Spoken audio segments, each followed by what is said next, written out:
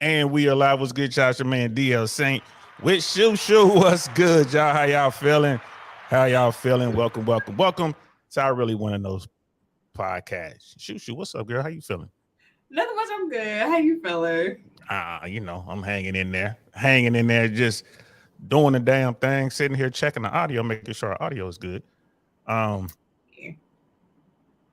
because we're not even. Let me hit the button. I'm sitting there to see if we're broadcasting, and I'm not seeing it on my other screen. So let me back out of that and do it over. Hey, do me a favor, y'all. One in the chat if y'all can see this.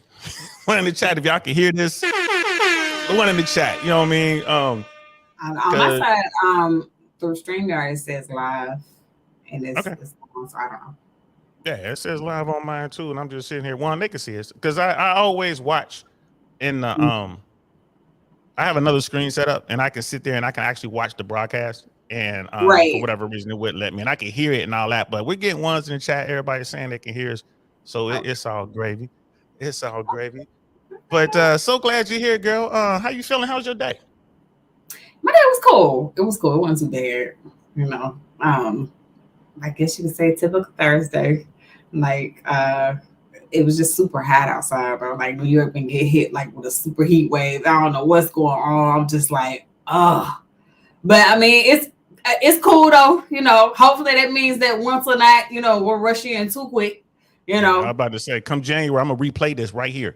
I'm gonna replay this. Like, remember what you was saying a few months ago? It's right? January. I ain't gonna lie, because I was like, Labor Day come. It's kind of like the unofficial end of summer, and so it's just like I was just kind of sad, like man, like all right, we going back into fall, but the weather been kind of cool, so I'm just like, all right, hopefully it stay like this for a little while longer. What I love about fall is the clothes. I ain't gonna front. I can deal with fall. Fall and spring, I love for the clothes. Summer and Yeah, me winter, too. I can deal with the heat, but I ain't dealing with no cold. I'm not doing it. I'm just not gonna do it. But we're here to talk about, are men too weak? Are women too strong?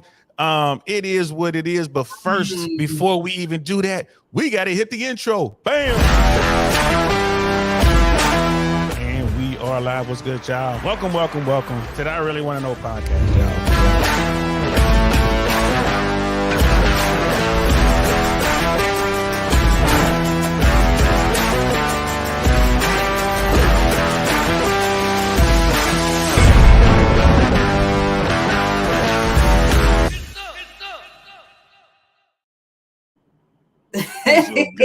What's up, girl? That's for you. Just for fun. You rocked that out. I've been bragging to everybody. You rocked that out. That's for you, girl. Aw. Thank you. Thank you. You rocked that out. Like, I don't know what made me think about that get some in there. I was like, yeah, I gotta put that in there. Get some.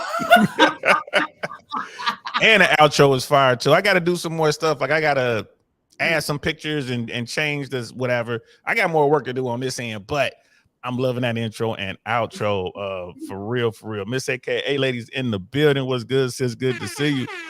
She's like, yeah. I'm glad you here, love, brother. Dinosaurs in the building, brother DL, sister Shu Shu. You did a brilliant production on DL's intro. Everyone loves your work. See, Oh, I I wasn't lying. appreciate that. I Oh. wasn't lying. You know what I mean? Brother D's up here like, can I get some podcast in the building? He's like, what's up, good brother? What's up with you, fam? Good to see you, bro. Good to see you. I'm glad you're here. The West Coast checking in. checking Okay. in. Letting those all good, man. Please, for you guys out there checking this out, thank you for being here. For those who are always in the chat rocking it out, appreciate y'all.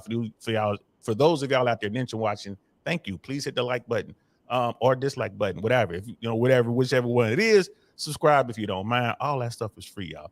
All that is free. But $3.99. You know what I'm three, saying? We ain't asking you to hit the cash app. Hit the cash app. Hit the cash app. You know what I'm man, I saying? got a button for that too. I'm gonna put that up here in a minute. Yeah, make that happen. Um, Cash app. yeah, because these streets ain't no joke. And I just did a DL short. We're talking about the economy now. Media outlets are starting to slowly talk about it. The storm is definitely coming. It's gonna hurt. It's gonna be a rough 18 to 24 months. People don't really see it coming, but this commercial real estate thing, New York, how many of those buildings are like empty? Shoot. I what is it? I don't know the exact number, but I do know it's a lot.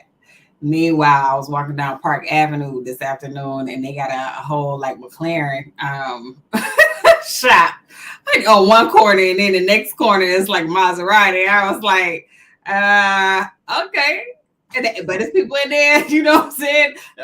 Looking at the cars, I was like, yo, this is crazy. I wonder if they'll let me go in there and do a photo op. Let me quit. Yeah, they let you in. Like, you want to take pictures. Like, I turn around and crazy. I'm like, yeah.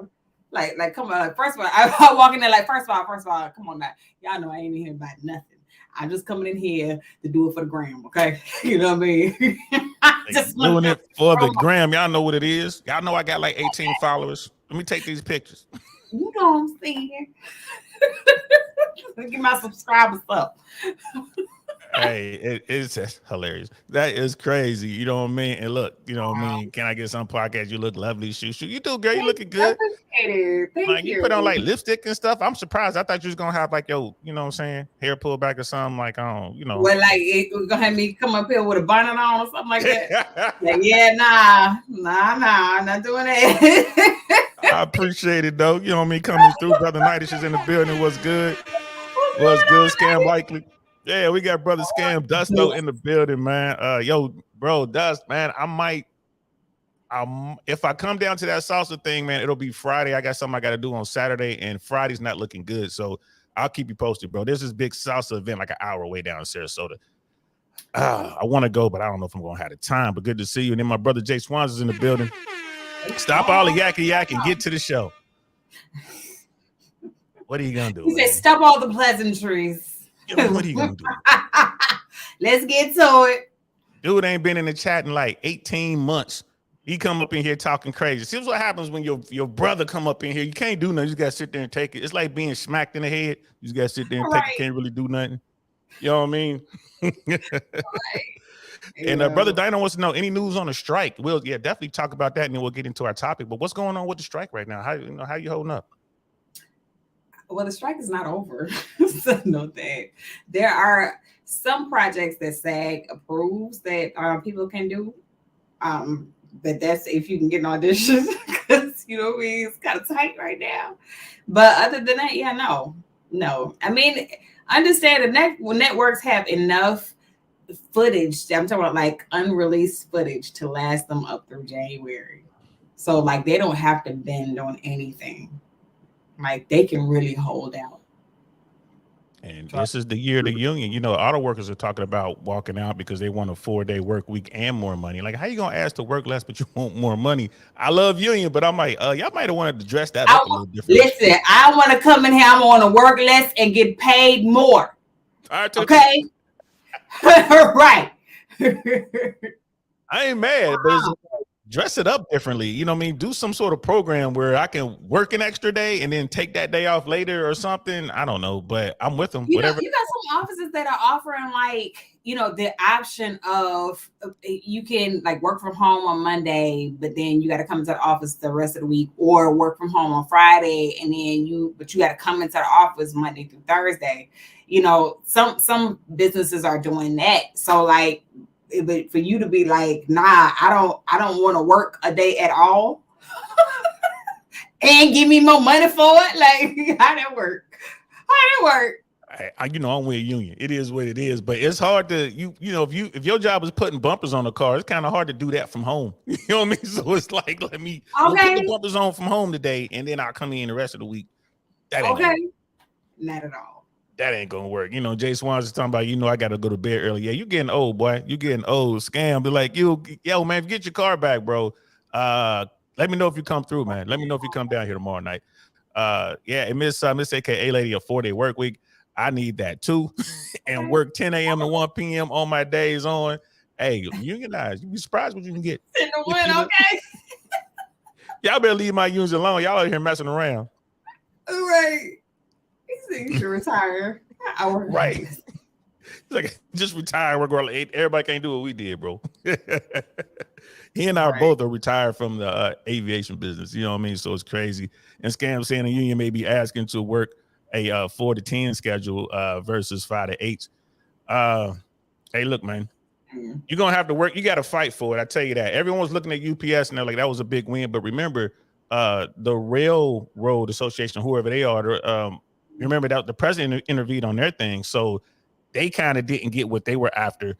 You know, it worked out for UPS, but it's really hard for SAG, like for the writers and for SAG. And now the auto workers are talking about walking out. It's I don't know. I don't know, but that's not what we're here to talk about. And I mean, I know y'all know who Shu Shu is. For those who are out there ninja watching, right? Shu, why don't you tell everybody who you is? Well, my name is Shamaria, but I go by Shu Shu for short. I am a feminist. I am a strong, independent Black woman. I can do it all by myself. I don't need no man for nothing. You know. And she's saying all that with a man in charge. I don't know what the fuck she thinking. Let me quit. I'm also a comedian too, y'all. Lord have mercy. But on the real, my real name is Shamaria, and I do go by Shu Shu for short. I am an actress, and I some of my credits include Law and Order. I also am going to be on the new season of, if you watch any of the Power spinoffs, Power Book 3, Raising Kanan. I'm going to be on episode 3. I think that's going to come out like in October. And I've also been like Shades of Blue. I've been in like, you know, a couple of reenactment series. And I also write, direct, and produce. And yeah, and I really, you know, am a comedian. Like I've done stand up, and it's funny because I was thinking about getting into stand up again. You should, and you are hilarious. That's for you, girl. Like that's you. Keep doing it. I'm always encouraging Shu Shu to get on stage. Like, girl, just keep doing it. Stand up is amazing. I love it. She got more credits than I do. I have a credit, 16 Right, which is a documentary about the Van Nuys Airport. I'm in that. But my first credit, you know, it was me, maybe it wasn't, but it was on Cops. It was somebody running real fast. That might be my first credit. They didn't catch me, so they didn't know my name. Hey, so it is what it is. Bad boys, what you gonna do? Y'all need to stay in the gym, bad boys. That's what y'all need to do. Stop eating donuts. You may not want that credit. Okay. Literally had to run from that credit. Okay. Don't worry about that one. That's funny. And look, Jay Swan's like, there's no such thing as weak men. The weak ones are called boys. Call them what you will, but they are out there, man. So let's definitely get into it. That's a good segue. Mm-hmm. Today, they're saying that there is a almost like epidemic of weak men. Mm-hmm. You know, you hear this all the time. Men are weak. Men aren't as physically strong. They're not mentally tough anymore. It seems, you know, everyone gets a trophy. There's soy boys and all that. And then I guess the flip side to that coin is women seem to be really, really, you know, coming into their masculine and, you know, and hitting the gym and wanting to fight men. What's your take on all that, Shu? I just think it's crazy. I do think it's crazy.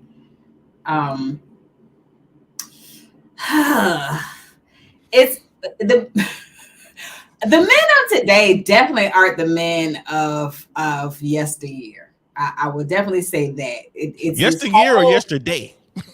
Yes, yesterday, yesteryear, yes, the minute. Yes, the 2 seconds ago. It's not the same. They're not the same at all. Like the men of traditional men, like, you know, this whole thing on YouTube going back and forth, trick the modern women. And you can use the same term for men, modern men, because traditional men of a traditional mindset had a provider mentality. But modern men now would consider that simping. Traditional men understood that their role was to provide for, to take care of a family. Like, that's what I'm going to work for. That's what I'm going out here busting my ass for. And that's what I'm going out here. I don't want to do it. I don't feel like doing it, but that's what I'm supposed to do as a man. And you got a lot of guys out here who don't feel that way. They want to make the money so they can attract the woman, but they ain't trying to give it to her. But yet you'll go to a strip club, you'll go to OnlyFans, you'll go to all these, porn websites, and you'll subscribe and have memberships, but you don't want to give your money to a woman, but yet you only give money to a woman that you're courting. Make it make sense. Okay, and that's what we're gonna try to do. Either way, like you make your money to trick off on a woman, no matter how you want to look at it. That's just what you do. Yeah, that's what some do. We could argue most, but certainly not all do that. There are guys out there. So there's a video out here. It's Patrick Bet-David. Let's listen to a little bit of this, and I think you're gonna get a kick out of it. We're gonna listen to about the first 12 minutes or so. But yeah, let's check this out. What is it to be a man's man today? I mean, I grew up wanting to be a man's man. That's what you wanted to be. But today it's toxic masculinity, right? You're hearing it everywhere. People are being canceled for being a man's man. But the reality of it is, 1944, a man's man was storming the beaches of Normandy, and they knew most of them were going to lose their lives. But they're like, nope, I'm doing this because this is what men are supposed to do. Today, people are storming the beaches of their town, Call of Duty. 40, 50 years ago, without social media, we had to go learn how to pick up girls and flirt and have lines and be rejected. Today, you just got to swipe right. Years ago, you had to learn how to hunt to get your food. Today, you just call Uber Eats. Lots changed. Are men becoming pansies? Are they becoming soft? Are we becoming passive? Like, oh my gosh, betas? Is that what's happening? I got a bunch of... He got right into it. That's kind of sounded like what you were saying there. Like, the dudes tricking off. The dudes don't want to provide. They're just, they used to be traditional. So far, and I don't know if you're familiar with Patrick Bet-David, self-made millionaire. He's in like the, well into this hundreds of millions range. He recently bought in. He's a minority owner of the New York Yankees. That's your town. Nice. You know what I mean? This is a guy who was born in Iran. His family fled. They went through Germany and then ended up in America. He had nothing. Grew up in LA, but went on to make something of himself. And I've been lucky enough to have a couple conversations with the brother. Real cool guy, very hardworking guy. So I like to refer to his platform, Valuetainment, guys. If you guys watch it, please go over and check out Valuetainment. PBD podcast is one of those things. Saucecast. There's so many Valuetainment monies over there. My buddy Vinny Oshana's over there doing Valuetainment comedy. Please go over there and check them out. But would you agree with him that guys today, like you said, yesteryear, yesterday, yesterminute, yestersecond, guys today are not that same dude? Why do you think that is? Well, I mean, you have to place the onus on society. Society has definitely changed. A lot of the ideals of what was what made up a man or made a man masculine has been changed a lot. And the bottom line is the whole everybody gets a trophy. You get a trophy. You get a trophy. Everybody gets to win, and nobody loses. And pampering and coddling, and and now let me be clear, there were some traits that were toxic, but taking away everything has made dudes soft. It has.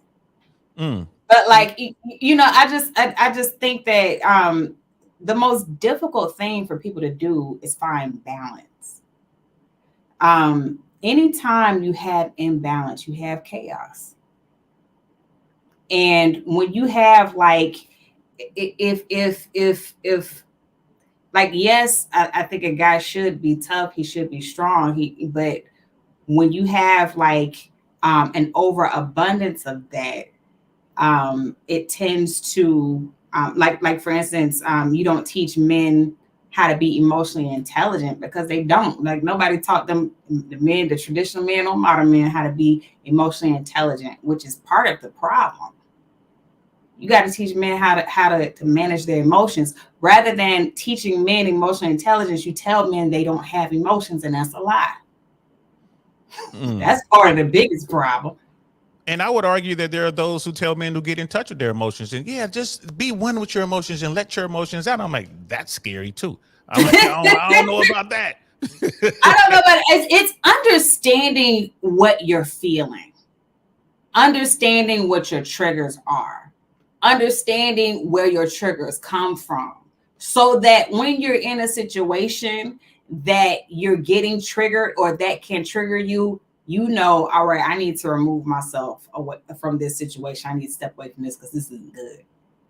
That I know where this is headed. Let me.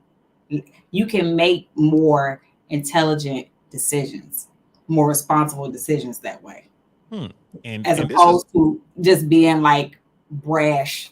You know what I'm saying? And what ends up happening is, you either have guys out here who go off the deep end, and that's how you have dudes out here just randomly, like, hitting women with bricks, or like, just smacking, random smacking somebody in the face, stuff like that. You know what I mean? It's just you gotta understand your emotions. See, this is what the sister be with you until you bring the real. They be like, yeah, so get church, girl, church. Wait, no. It wasn't her fault she got hit with a brick. It might have been. It might have been. I'm just saying. It might have been. It's just one of those things. But let's continue with the video. Data I want to talk to you about that has to do with what we bench pressed 30 years ago versus today. Squat, our grip strength, bunch of different things that are influencing men to become softer. And for some of you that are watching this that completely disagree with my message, I would love to have you watch this message and post your commentary below at the end of the video.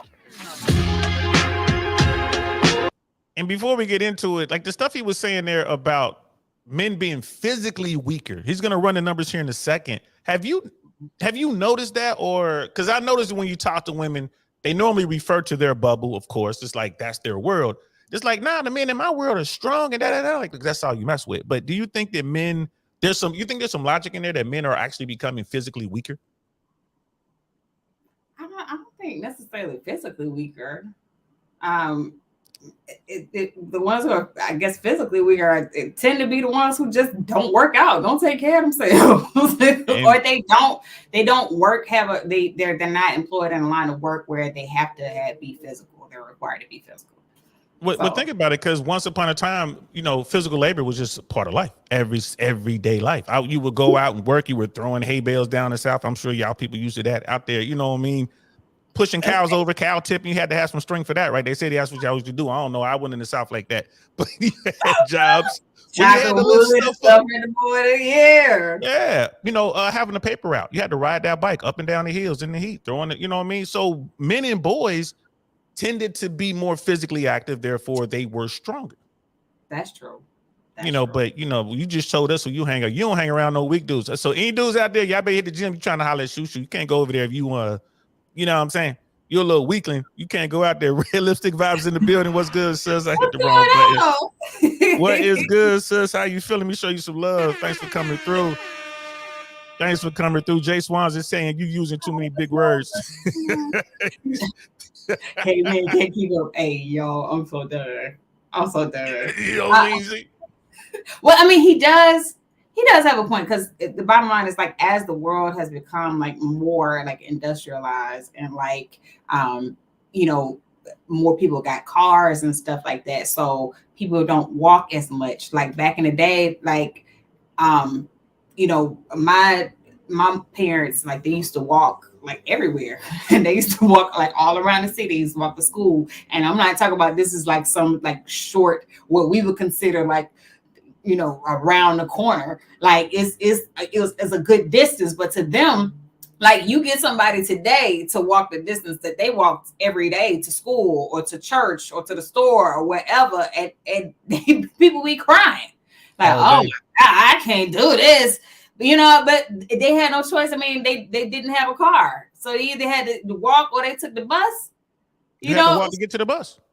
Exactly, and you had to walk to get to the bus. So, like, but now everybody has a car. You get where they have to go and stuff like that. So yeah, I can see it making people like just weaker physically. Just weaker. Miss. Yeah. My favorite sailor's in the building, Miss Globe Girl. What's good, sis? How How you feeling? You know what I mean? I see you out there doing your thing. I'm gonna show every chat I'm highlighting a lot. And for those who are watching, we will definitely drop a link for anyone who wants to come up and actually voice their opinions. We'll be doing it one at a time, kind of thing, like just be in the back chat, and I'll bring you up one at a time. You can just talk to me and Shu Shu. We're not doing the panel, man. I done got tired of people be acting all crazy on these daggone panels, man. I ain't trying to do it. But here's the thing. When people are like, oh, you had to walk to the bus, so that wasn't that much work. It was in the 70s and 80s because there were stray dogs, all right? It was hard to get to the bus stop back then. It was straight up. When nobody rescuing these like, I ain't come up in the 70s, but like just in my childhood, like, yo, and you know, the black neighborhoods, we always got the Rockwilders, some pit bulls and stuff, and people like not really having like the best like fences and stuff, and like the dogs will always somehow get out of the fence.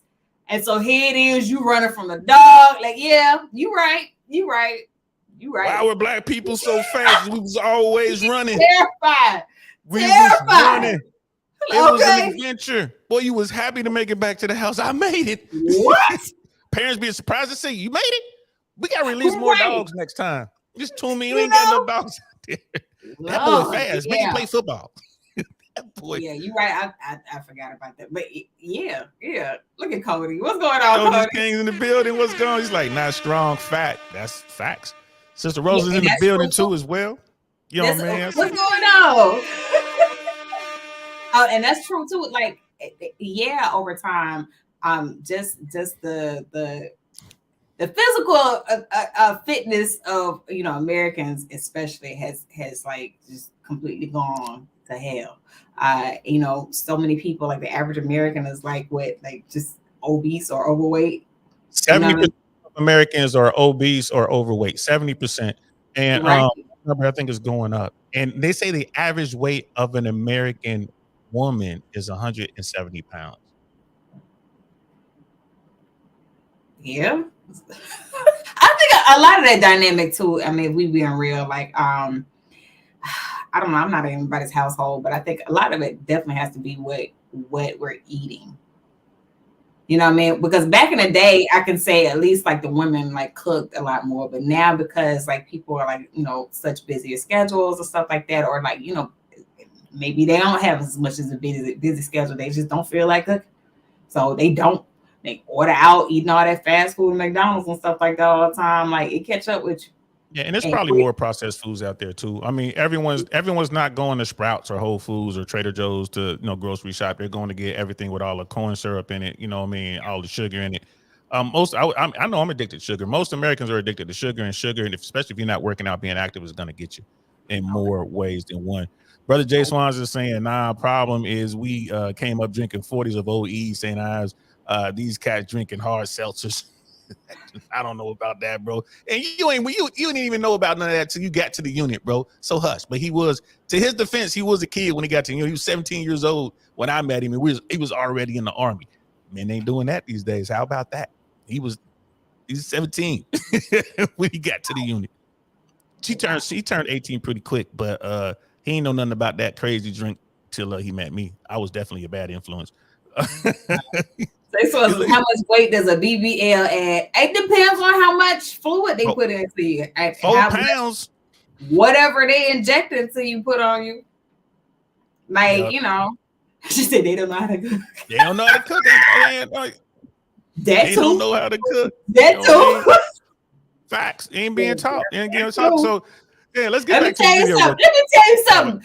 Y'all, if y'all grocery stores shoot up like these New York City's grocery stores just shot up, you will get in the kitchen and learn.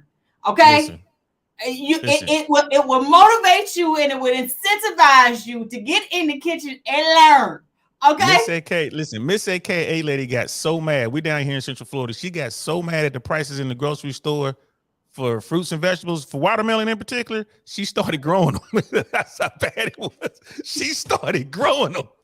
She went back to basics, like, forget this, yo. How much you want for that watermelon? How much them seeds? Okay. Listen, I'm trying to tell you. She started. Yeah. So you got a point there. I mean, I do more cooking now that I'm retired than I did when I was working. You know, and then once I had my daughter, I started cooking more than when I was single. But yeah, I mean, we just got to find a time, but most people just can't. It's so much going on. So yeah, again, I'm gonna show every chat, y'all. I appreciate y'all rocking with me. Let's get back to the video. And yeah, here we go.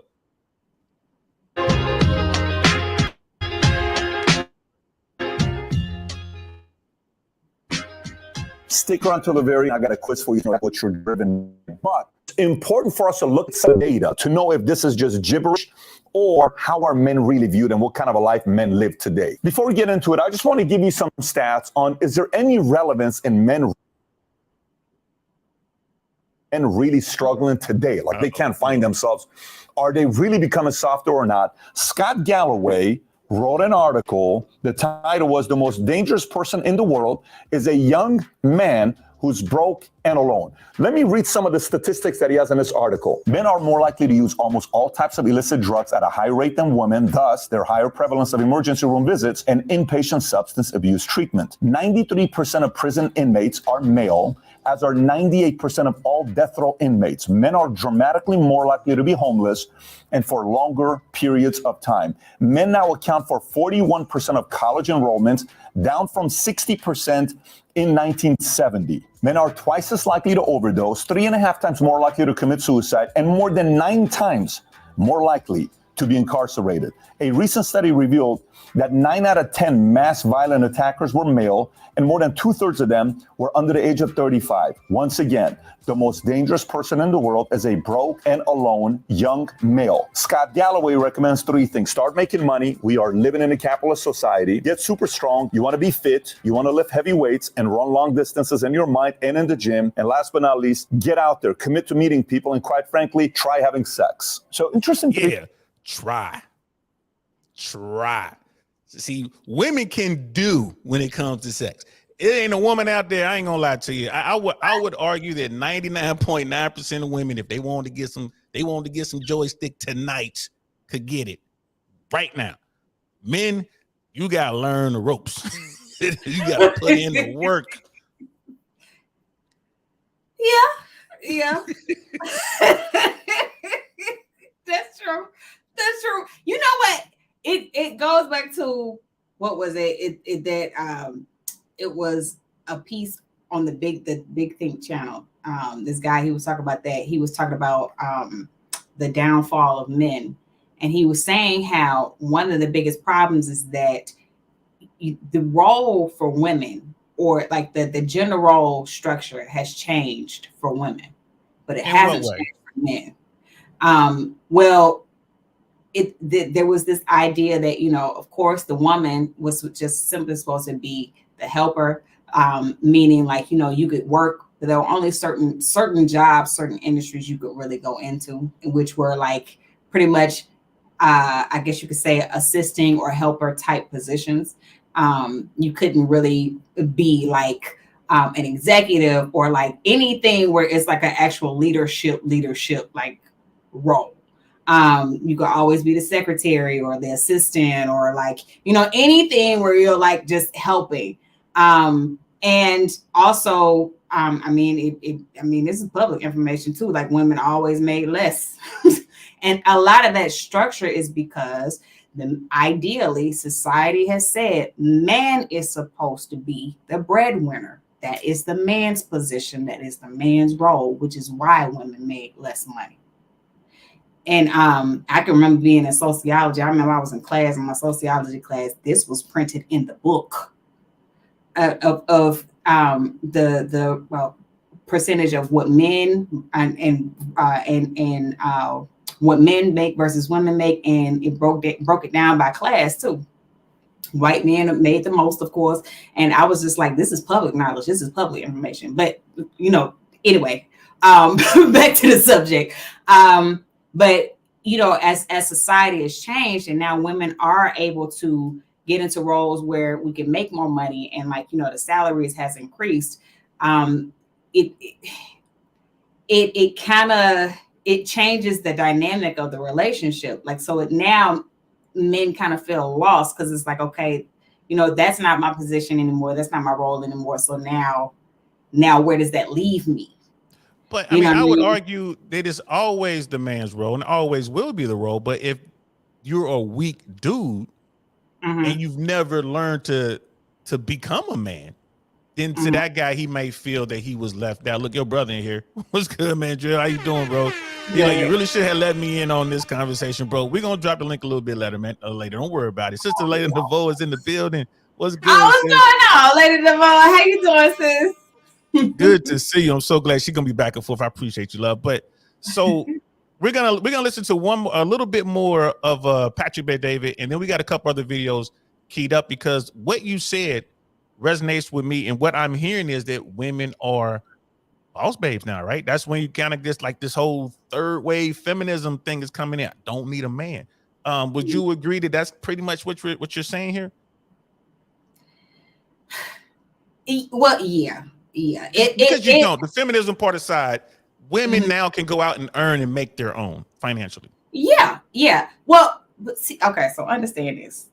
I make it no secret that I have some feminist ideals, but at the same time, like I said, I don't believe in like the extreme. Like there has to be a balance. Like God didn't put like women on this earth alone. They put us on here with men. Yeah, and vice versa. The same thing goes. God didn't put man on this earth alone. He put us here with you. You see what I'm saying? So it's because we're not supposed to operate alone. Yeah, we're not supposed to operate without the other sex. That's just not how nature made it. But now you got these brothers out here trying to get that rib back. Like, we don't need them. Give me that rib back. We going out here in the woods. We gonna just live. And you see what's happening. You know, the same ones out here going to movie theaters and popping off and concerts and popping off and everywhere, just random places popping off, specifically trying to hit women because they can't get none. So, you know what I mean? Like, yeah, okay. Like I said, God didn't make man to be here alone, and neither did He make woman to be here alone. And the whole idea of like when women be like, okay, I don't need no man, and a lot of that is like pushback or backlash to say, because let's just be real. There was a point in society where a woman's value, part of a woman's value was based on her ability to get a man and to maintain that relationship. And society was structured so that a woman's survival depended on her having a man in the household. That's what that was. And you know what I mean? In the West, they changed that. Like, the government changed that with with not social security, but with welfare and all that. The government did change that dynamic. Facts. I'll give you that. So like, you know, and then I mean, people don't like to go into history, or why we got to go into history, because it's important. It tells you how we got here, like this whole crack era and stuff like that people tend to not want to talk about, that put so many mass incarceration in Montgomery right now. In Montgomery, Alabama, my hometown, they have a whole museum dedicated. It's called the National Incarceration History of Mass Incarceration, and it literally takes you through the actual systematic structure of how like Black men in this country were systematically put incarcerated in mass. So you can't deny that. Long story short, Black men were taken out of the homes, whether it be by drugs, whether it be by violence, whether it be by mass incarceration, leaving women on their own to take care of the family. I will point to the biggest device to get the Black man out the house was the welfare thing. It was Johnson, and his administration trying to help. I mean, they didn't think that it would turn out the way it did. But when you have a society that's set up that will benefit you to do away with the man, like, okay, I can have all these babies, so long as this man isn't here, I'm going to get all this money. That's, I think, more than the law enforcement. Well, bottom line is this, because you think about it. Okay, so the reason why the government, this system is in place, is because you don't have a man there to provide, right? Okay, so we're going to supplement for that. When you get a man in the house, that is the man's role. Society has said a man's role is to provide. That is why he is there. So if a man is in the household, no, we're not going to give you benefits because that is the man's responsibility. So yeah, no, God, I'm so, it just baffles The my one mind. shot, yeah, we just smashed the button, y'all. Why We just smashed the button. why people just, it's like people just can't grasp this concept. Like when they be talking about, oh, men be the first to be homeless and da. Yes, men are homeless because society has said it is your responsibility to go off into the world and make something of yourself and to create a life for yourself and for a family. That is your role. That's why you have so many shelters and stuff like that for women and children. Because a woman is always supposed to be provided for. Not according to third wave feminism, though, right? I mean, I'm hearing what you're saying, and I can get on board with that. But, and we're gonna see this here in a second. There's so many women who tell me they're equal to me. They're equal to me. Listen. They saying that because they getting their check, but when that check stop, they gonna be crying. Oh, but wait a minute, like just protect women. Come on now. When the check stop or that brick impacts the side of their face, yeah, they gonna want to be like, how come ain't nobody help me? Yeah. When that brick comes to the side of your face, then you need. Ain't none of these men out here help me. They all stood on here and they just saw him wielding that brick. I'm not laughing at the sister, but I'm laughing at you reap what you sow. We're gonna stick with the Bible references. You surrounded by a bunch of men, and none of them lifted a finger to help you. And then some of you come out saying, "We know you a troublemaker. I'm not gonna risk I'm not gonna risk my neck for you." You did that on your own. But that's off topic a little bit. We might talk about that a little bit. Look at Cody. Cody, a fool. Justice, bricks for justice. I'm sorry, y'all. Back to the point. Let's go back to the point. Let's finish up with PVD because the next clip after this, the next clip is really what you're kind of talking about here, Shu. So let's wrap it up here with PVD real quick. 3 points he makes, right? Start making money today, get super strong, and finally get out and commit to meeting people. But are we not stronger today than we were before?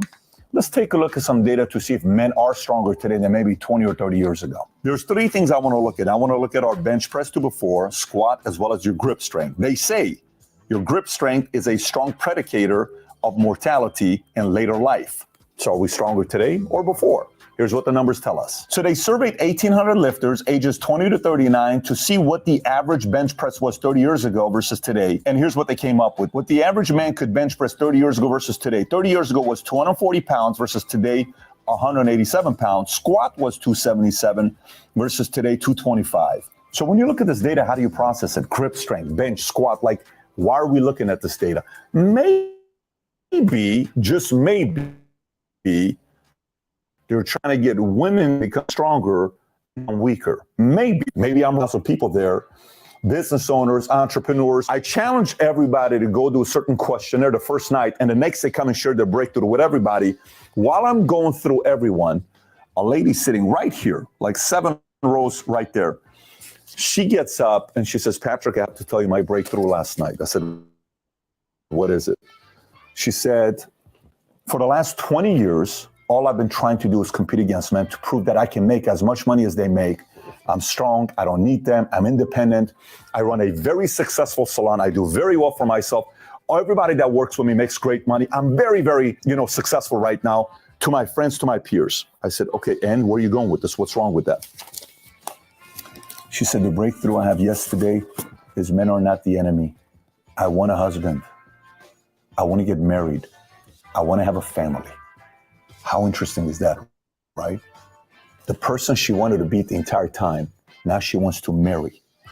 How many endless videos can we see with women in their 60s who bought into the feminist movement to make men and women equal are sitting there saying, I regret making that decision because I'm single, never been married, don't have any kids, and I'm alone. And I wish I would have married, man. I wish I would have had kids because I wouldn't have been alone today. Next point. So, Shu, what do you think of that? That part right there, because we are starting to see a surge, like in TikTok and some YouTube shorts and all that, Instagram, women complaining like, you know what? I went out, I bought into the feminism thing. I'm a boss babe. I got the house, I got the money, I got the car, I got the bag, but it's just me in this house, and now I want a family, and I'm past it. What do you say to those women? So I think clarity, it needs to be context put on this, because like when women say I don't need no man, what they're saying is they don't need a man for survival. And it's true. They don't need a man to survive anymore. We ain't out here in the woods, worried about bears and snakes and lions and tigers and bears oh my anymore. So we don't need a man to protect us from that. And women working now, earning more money, they're capable of providing for themselves, and keeping a roof over their heads and putting food on the table and stuff like that. So you don't need a man in order to survive or to live every day, like from that aspect. So when women say I don't need a man, what they're saying is I don't need a man for survival. And it's true, they don't. We don't. But and I agree. Here is where I say women go wrong, though. Because it's taken as though what men hear, and essentially like, I think what they don't realize is what they're saying to men when they say this is we don't need you at all, point blank, period. And that is not true. That is not true. Some women are saying you don't need them at all. Some women are saying that, but that is the part that's not true, because it goes back to my point I was saying earlier. We weren't put here on this earth alone. God didn't just make women, because if we didn't need man, y'all existence wasn't needed, and you wouldn't be here at all today. And vice versa. If y'all didn't need women at all, then we wouldn't even be here. There wouldn't even be a point of us being here. So that is just not true at all. So and I get you there. I agree with you 100%. Men and women are better together than they are apart. The problem is now that there's this rift and we're drifting apart. And here's a video that I want to show everyone. And this is why I think we're drifting apart right here. And this is from Please Act Right. I don't know if you guys have gone over there and listened to that brother, but he has a really good channel over there. He puts out some really good content. Let's check this out. Just a daily reminder that I ain't never seen a man that I fucking need, bitch. You're all replaceable. Don't ever get too comfortable, and don't ever think otherwise. You're a guest in the household, and you can be kicked out just as quickly as you were welcomed in. Thank you. See how cute she is? Yeah, see, because she's young and she hasn't experienced anything yet. But I noticed one thing. As women are starting to get older, guess what happens? They change and start talking like this. Hey everyone, it's me again. So welcome to All the Ways We Need Men. Everything on TikTok is about how independent we are and we can do everything without men. And a lot of that's true. I have a beautiful home and a career, and I can do everything I want with my kids and take them on vacation. But there's certain things that I can't or don't want to do. Here's another one. That. I lost my license plate in the car wash. I don't want to put that back on. I don't know what bolt that needs, and I don't want to deal with it. That's how I need a man. Another one, real quick. Yeah. Propane tank. I don't want to change that. I don't want to go get it, and I don't want to change it. Ways we need men. So, and then she continued. She goes on again, and she was talking about how if she the weed don't whacker sit her ass down somewhere, girl. I have put on a license plate before. I'm no mechanic. It ain't rocket science. I have screwed a light bulb in. Matter of fact, one of my light bulbs went out a couple of days ago. I just went. I got like a bulb box of like light bulbs. I got a new light bulb and exchanged it with the old one and threw the old one away. It's not rocket science. It's really not. You know the single woman's anthem, the classic mark of a single woman. When you hear the fire alarm, like where the battery need to be changed, to be beeping the back, beep. Yep. Beep. You know why you never hear mine go off? Because I get a fucking ladder, I climb up there and change the damn battery. It's not rocket science. It really isn't. That's just called lazy hoe. Okay, I'm sorry. I cannot stand it. I cannot stand that. Girl, you mean to tell me you got all this sense and all this intelligence to make all this money to get a car, to get a house, but you ain't got enough sense, enough wherewithal to figure out how to put on a fucking license? Girl, sit down. Hilarious. I can't stand that. I cannot stand it. Bottom line is this. What she's saying in a very ignorant way, I just can't stand that, is you need companionship, which is why I'm saying that's where women go wrong. So is that what she's saying? Is that really her saying, I want to share my life with someone now that I made it? I want someone here with me, but she just can't come out and say that. She has to come out and say all this other stuff. Women have just as much ego and pride as men do. So for a woman to be, I don't need no man, and then that loneliness start to hit, and it's like, well, you know what? Yeah, it would be nice for somebody to hold me at night. It would be nice to cuddle with somebody at night. But you've been doing all this hoorah out here. I don't need no man. I don't need you. I got this and da da da da. Now it's like, now I got to eat that a little bit. And rather than just saying, you know what? I may not need you for survival. That part is true, but I do need you in my life. I need you a part of my life. I need your companionship. So, like the younger woman, like we heard the younger woman, and I'm sure you've seen that video before, where that particular video kind of went a little viral. Is there something to the fact that these young women simply don't understand where they are, what phase of life that they're in? They're young, they're beautiful, they haven't experienced a lot. They have the world at their fingertips, literally men at their feet begging to give them money and take them places. And then they wind up becoming the woman who doesn't want to change the propane tank. Would you say that's pretty much common these days, or what's your thoughts on that? Yeah, I was gonna say, girl, watch a YouTube video. But yeah, I think that is very common nowadays. Like, one thing about me, I don't think that there's anything wrong with like actually like living and experiencing your life, like especially in your early 20s. But if a family is something that you definitely want, like once you start hitting like mid to late 20s, like then you need to start really dating with intention and stuff like that, like settling down. But as far as like trying to get married like in 2021, you are your perception of the world of life is only one that has been given to you, has been taught to you. Like, you really don't have ideals of your own. You really don't have like beliefs of your own. It's only beliefs and ideas that have been given to you by your parents and by the social circle around you. Right. You know what I mean? So and when I say live your life, I'm not saying you got to go out there and just be a 3 or 4 or anything. Like, you ain't got to get out there and spread your legs. Hold on. But the bottom line, nothing wrong with that now. Hold on. Maybe if you want, listen, shout it. Listen. Don't listen to her. If you want to get out there.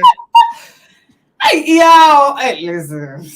I'm just, hey. What? Listen, we already established, every woman ain't a wife anyway. So for those women, what I'm saying, there's still a purpose for you. Okay, there's still a place for you in American society. Okay. Yes.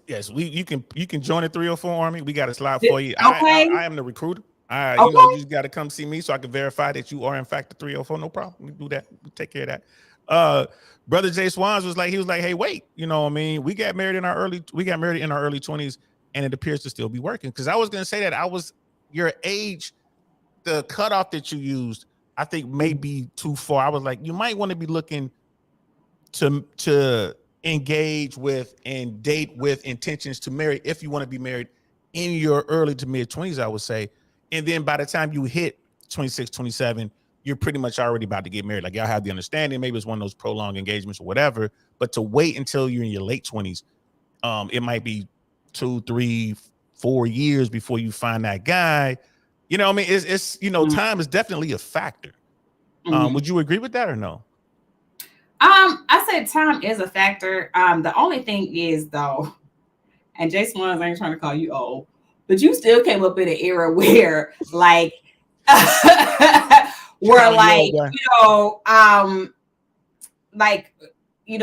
people, communities and stuff like that were smaller.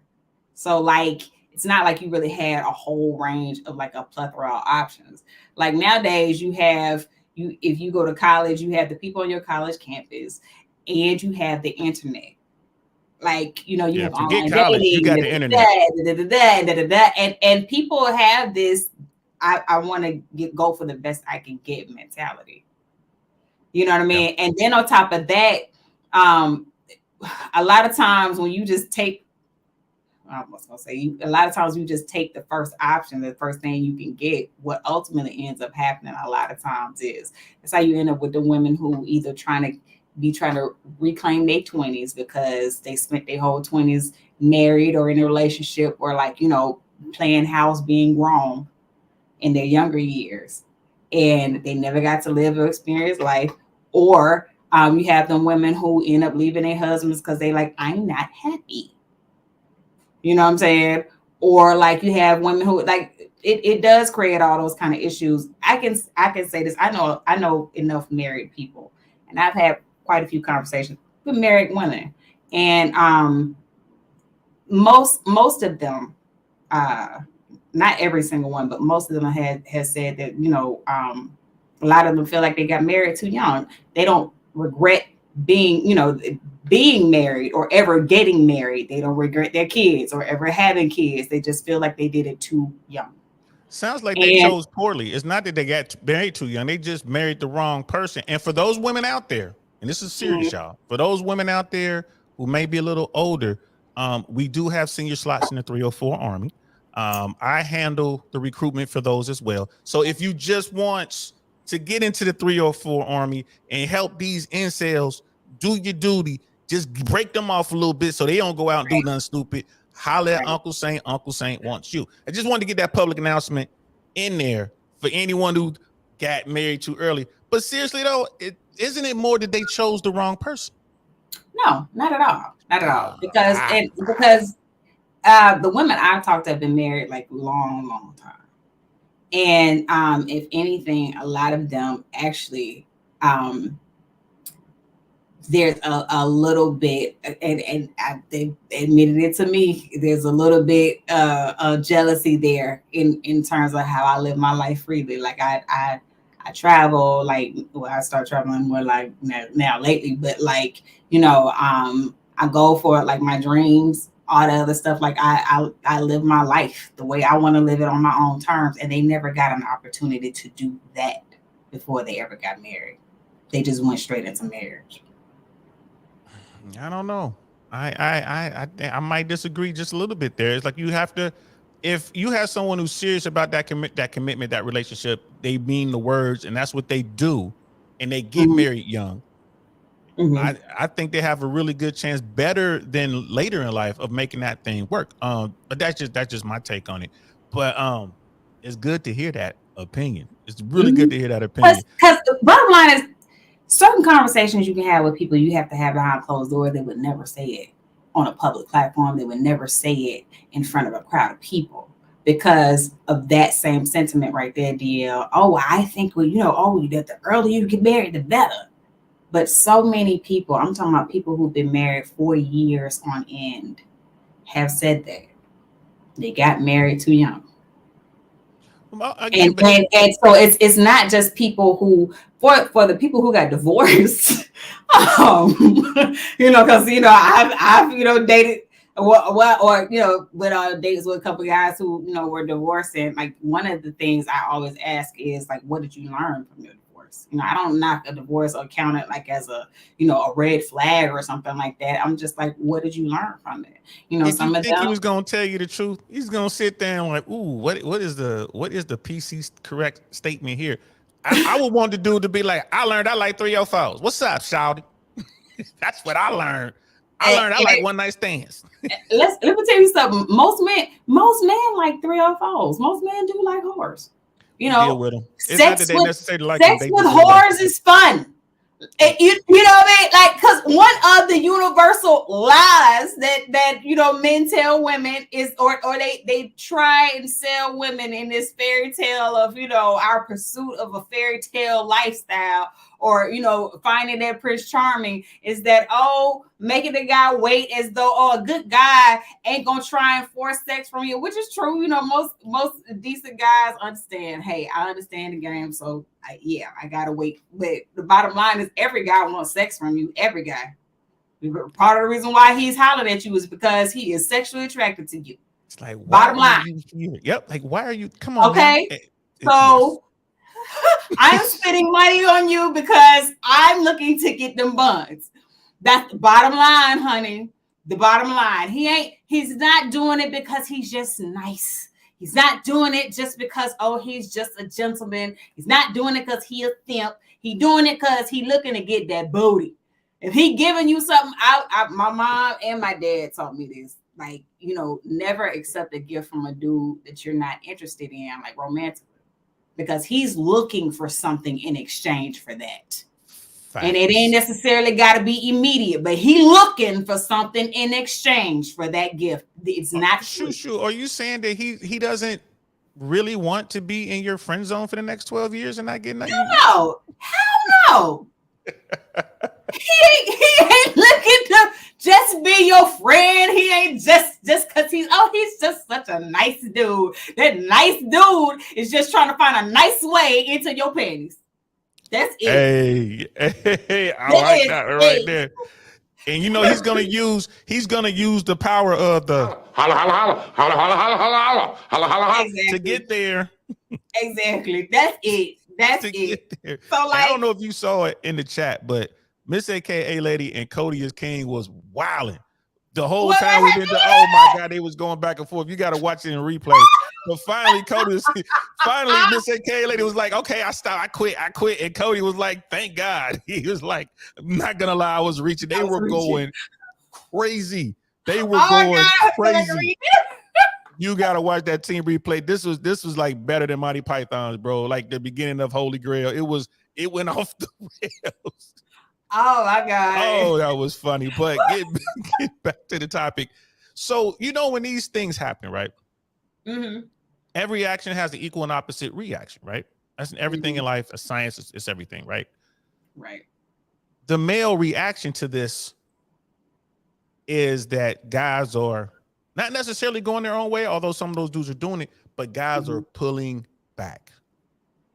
Mm-hmm. They are pulling back, especially the dudes who aren't good at the womanizing and good at this. They're just like, why do I even get involved? Add to that low testosterone. They're not the most sought after. They don't know how to have the conversation. So they're like, I'm not even. So when a woman is like, well, I'm finally ready to settle, with a spin by settle, she's going to get a guy who's equally yoked. Like she's a 6, he's a 6. That's selling to most women. And the dude's like, no. Do you think that's a problem, or you think that is the way we're going to go moving forward, or you think there's a way to salvage that?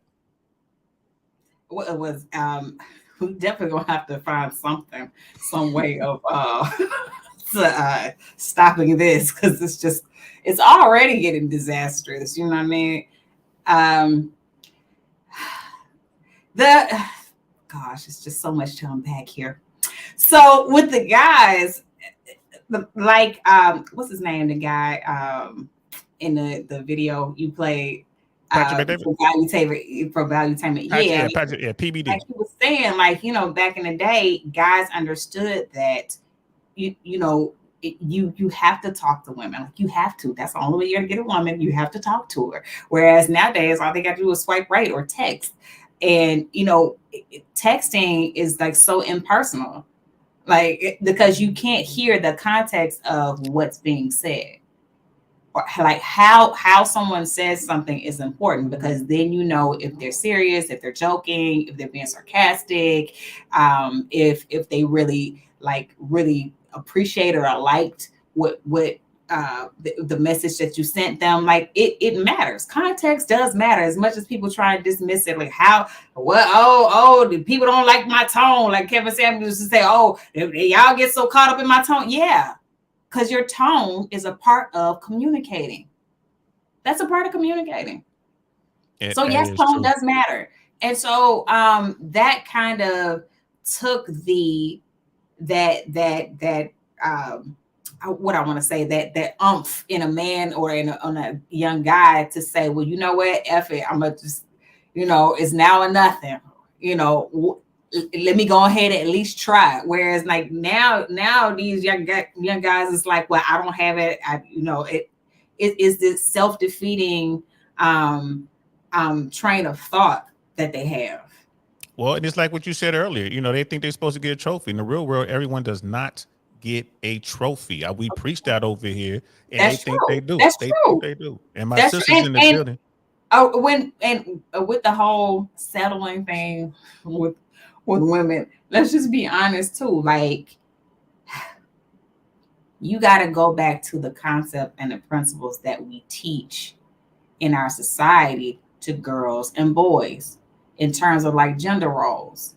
Like I said, women are taught that you are always supposed to be provided for, always. Traditionally, a woman goes from the protection and provision of her father's house, of his covering, straight to her husband's protection and covering. But that's changed. It has. It has, but it's still it's still a standard that people are trying to go by, even though like it doesn't stand in modern society. That's the problem. And what I mean by change is, because you said being taught, it's not being taught anymore. It's not being, I would argue that's not what's being taught to a lot of women, or haven't been taught to a lot of women.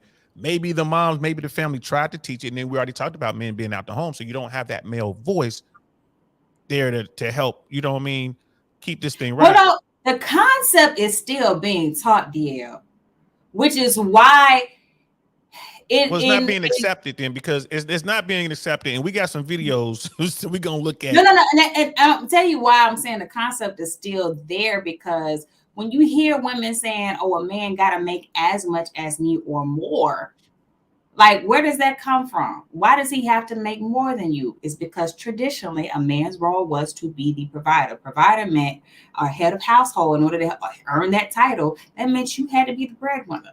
The breadwinner means you make the most money. People, you know what I'm saying? But again, not necessarily, but I hear where you're coming from, and I see where the confusion may lie. But I would argue, especially with this third wave of feminism, that women are taught, I don't need a man. Full stop. Full stop.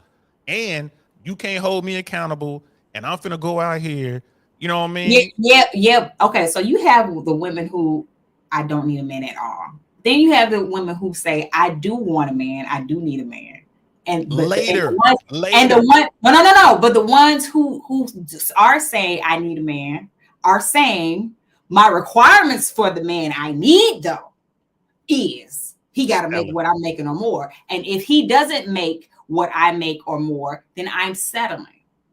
And where in the world, like, even though, yeah, we are giving out these, you know, these everybody gets a prize trophies, you know what I mean?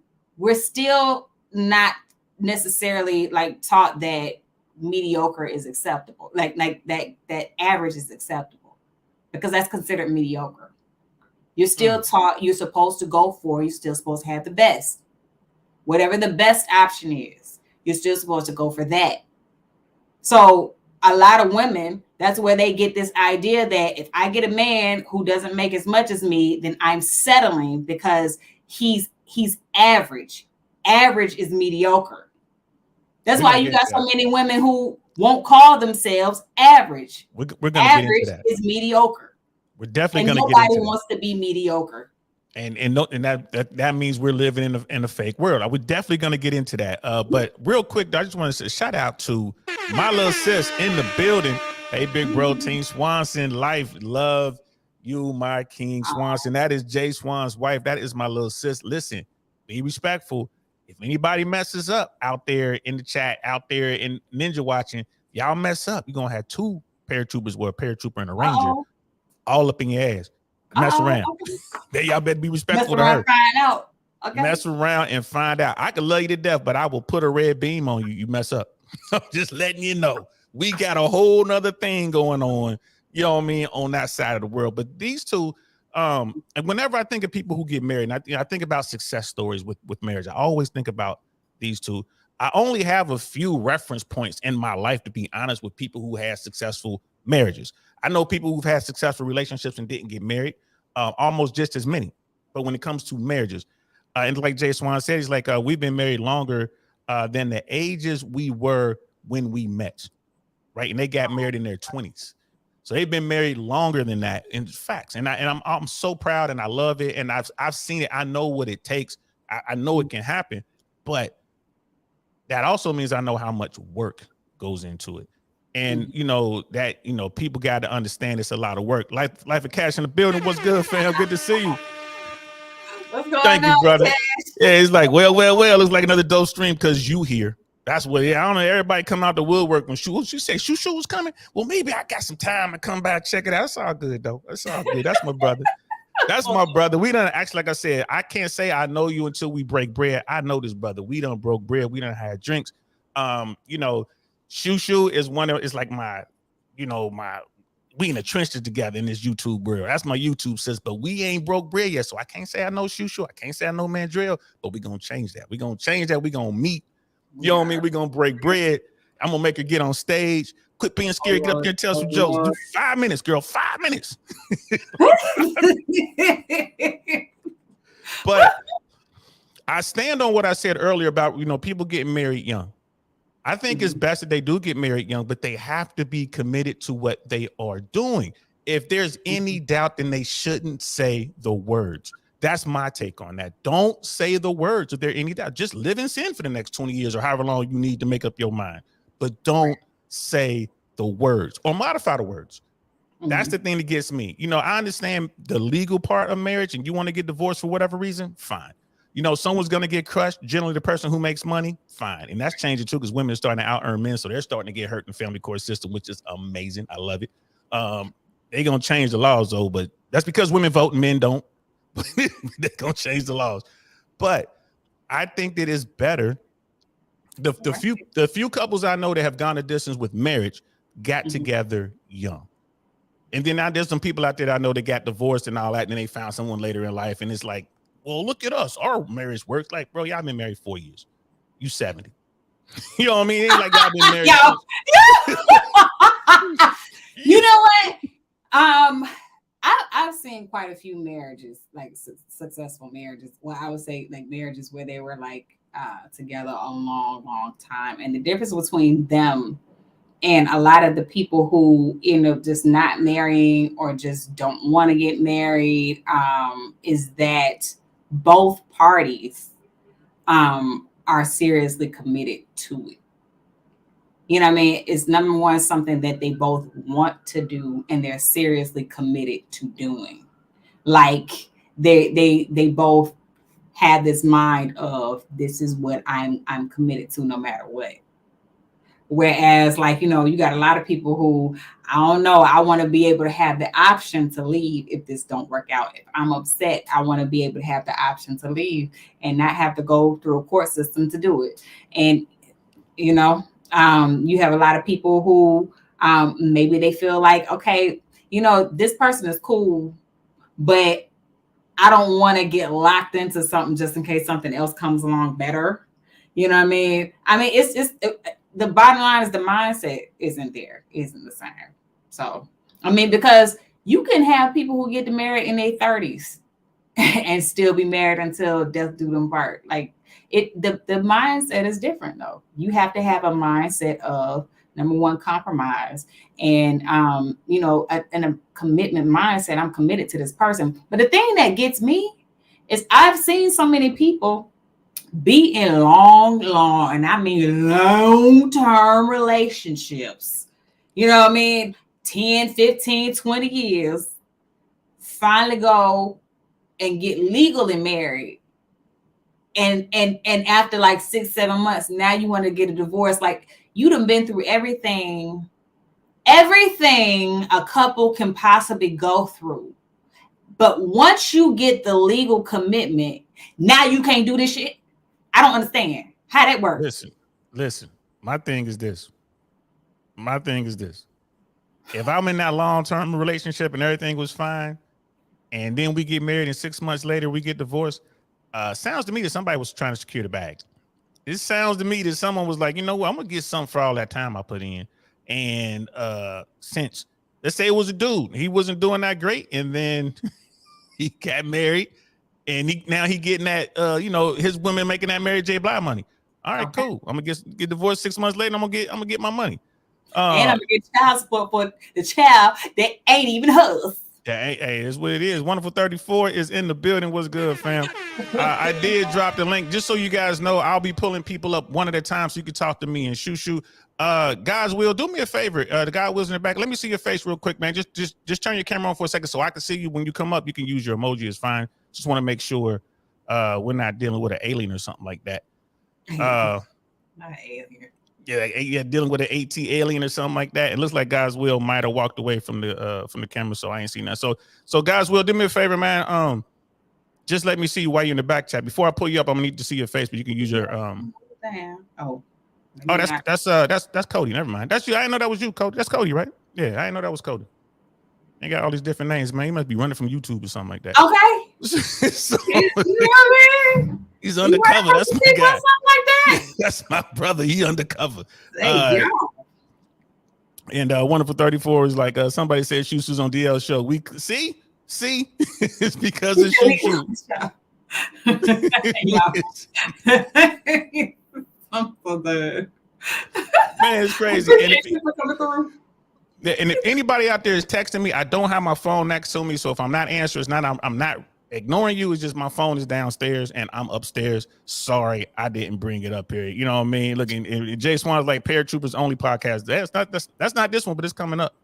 Yeah, and Cody's like, it is I. Like this man crazy. So Scam was here first, you know what I mean? So I want to bring Scam up so we could talk about this. Before I bring him up, though, is one more video I wanted to run real quick. We're just gonna run this video real quick, and then we'll bring Scam up. So just hang in there, fellas. Oh man, I need a producer, man. I'm back here doing too much. I'm trying to do stuff that ain't even up yet. Here it go. Here it go. So all right, let's get this a shot. I feel like the men's interpretation of feminism now is just never helping us with anything. That's a feminist. Like the number of times the tiniest woman helps me with my luggage on the plane, it's always the tiniest woman, like a woman like you, who's like, oh, I'm gonna join in and help her, and then we're both struggling and we're both like, oh, like trying to get it up, like, no, you've got it, okay, you've got that side, you've got, and then a strong man's like, they've got it. I'm a feminist, don't want to offend them. I thought that this is what women always wanted. I thought that they always wanted equality. Now they have it, but seems like they are not happy with it. Now they get a bit of a feeling of what it's like to be men. Men don't get help from anybody. Men always have to do and solve their own problems. I am not sure what they are complaining about. They just want a good side of being a man. They don't want the other side of it. But there is no way back now. You asked for it. Here you have it. Just do it like a man would do. Solve your own problems. Let's read some comments of this video. In this day And then they went in. Of course, they looked at some comments and or whatever. But remember what I was talking about? Cause and effect. Every cause has an equal. I mean, every action has an equal and opposite reaction. That's what's going on now. Dudes are just like, you know what? You want to be me? All right, bro. You know what I mean? You me now. Right. Now, whose fault is that, Shu? Right. I mean, you know, that's women's fault. Women's fault, number one, for not being clear. And I'll just speak for me, because you have a lot of women who their idea of equality is different. Some women, their idea of equality is, you know, I'm just as strong physically as a man. Well, I beg to differ, ma'am, because I'm not going to the gym and going round for round with no dude, because clearly I'm not about to end up in nobody's hospital with a hernia. It's not what I'm doing. Okay. Or a swelled up face. Okay. Clearly not. But when I say, you know, treat me as an equal, I mean equal as a human being. Meaning, like, yeah, physically, we may not be strong as on the same plane. I get that. But like, respect me. Give me the same respect you would give another man. Like, when you see another man, you understand this is another person in front of you. So you give them a certain level of respect.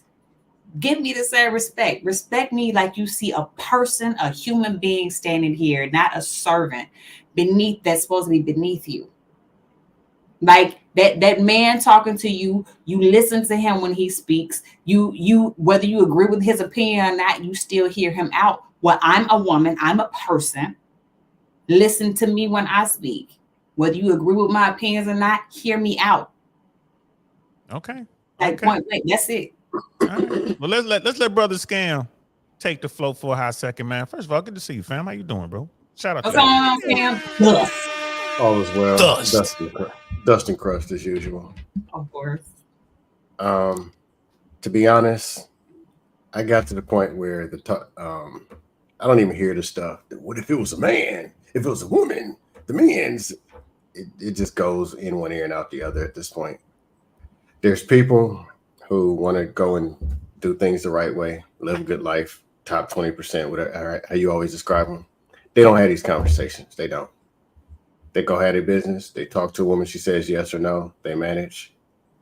The rest of them, they can beat each other up all day. If it was the men's, if it was the women's. Here's the deal. When it comes to marriage, marry young if you got the chance. There's nothing special going out there. Like, I hear people saying, well, you should wait till you graduate, wait till this, and wait till you're 20, 30, experience the world. Okay. If you're 18, you're a female. You say you're not going to get married till you're 28. That means you're not going to be dealing with any husbands. So if you're not spending any quality time getting quality relationships with any husbands, who are you spending your time with? Oh, I know. Raw Dog Ronnie, Slick Jimmy, and Soft Skills Sam. That comes with the price. But the dudes say they don't want to get married. No, I got to go out here and do all this. That's like saying you want to be in the NBA, but you're not going to go to the gym. You're not going to go play basketball. You can go out here and be at the beach, be out in the club and everywhere. And then all of a sudden, you're just going to show up and be starting in the NBA. It doesn't work that way. Relationship skills is what wasn't taught, and it's what people are lacking. Man, allergies. Sound like you get that COVID. No, I'm good. People weren't taught relationship skills or what even relationships even are supposed to look like. Some people just don't have an example. So then the YouTube talking point mafia can easily infiltrate and start telling them all this stuff.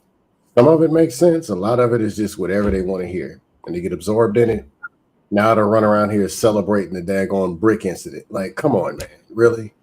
Yeah. I ain't gonna lie to you. That was terrible. That was terrible that it happened, really? But I understand why. It's nothing. It's kind of like when they celebrated when we lost Kevin Samuels. You shouldn't celebrate someone being 6 Yeah, the answer to that is no. Just no. Right, yeah.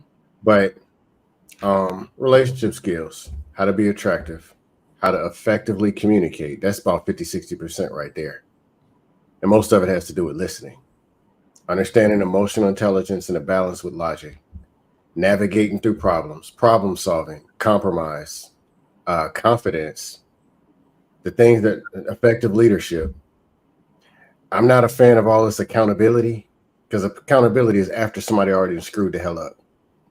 How about stopping screwing the hell up? And usually accountability is nothing but men beating up the women's at the men's. You did it, I did it, you did it. If it was a man, right back into the dust pit. Problem solving, navigating through problems, setting realistic expectations. People weren't taught it. Some people have no source. They're coming in hearing the wrong information, and it's going to get worse. But all right, so I gotta ask you this while you're here. I gotta ask you this because we're talking about, you know, men being too soft, women being too strong. What's your take on that? Do you believe that men are in fact too soft these days? They're not as strong as we once were back in the day, and are women too strong and they weren't as soft and or feminine as they were back in the day? What's your take on that? Men are too soft. It's deeper than just soft, because all they're going to do is blame it on single moms. All single moms. No, what it is, part of it is people were lied to. 2-parent, 1-parent don't matter. They were told there was something that they're not. They were told the world is something that it's not, and they weren't taught how to navigate. And you send people with a child mind out to an adult world and say somebody's going to give them something. Tell the women, it's all cool. You can run the streets. Or a woman, a dude 6'7" with a BMW is going to save you. If you teach people this, one day they're going to figure out that it is a lie, and they're not going to be happy. There'll be dudes doing backflips off buildings, throwing more bricks, mad at everybody. Men don't just hate the women. They hate themselves. They hate other men. The women hate women more than they hate the men. They can't stand each other. What's the sister code? Go, God, no. They will slice each other's throats. But they weren't taught discipline, all the stuff you need to do to be the person to get the stuff, or to get the people, the person. They were taught something else. So expect them to behave like something else, and it's going to get worse. But softness, it's not always just soft, hard, because that traditional thing is, us men, we lifted boxes. Y'all didn't think either. Y'all were cavemen, some of y'all. And y'all are the very ones who didn't teach your sons and daughters how to communicate, because you didn't. You were a caveman, and your wife was a pushover. Now you got 3, 4, 5 kids. They ain't gonna never get married. They mad. Women, they're soft too. Not how to say it. The men being soft, meaning out of order soft, the women are soft in the same way. The strength is actually a weakness. So them being strong or whatever and hard, whatever, it's their weakness, lacking femininity, lacking communication, listening, and all the skills they need to support a man. So everybody's failing. So, and then real quick, do you see a better future? The same? No. Oh, so you see a bleak future. Oh, wow. Reason being, what people keep saying is winter is coming and we're all going to end up broke, and then we're going to need each other. We're going to come together. The people who are built now can't come together. They don't know what together is. It's just going to be people crammed in a tighter space, beating the hell out of each other even more. I've never heard so many versions of separation. FDA versus black, light, dark. I didn't know what none of this stuff. I never heard of an FBA until I came to YouTube.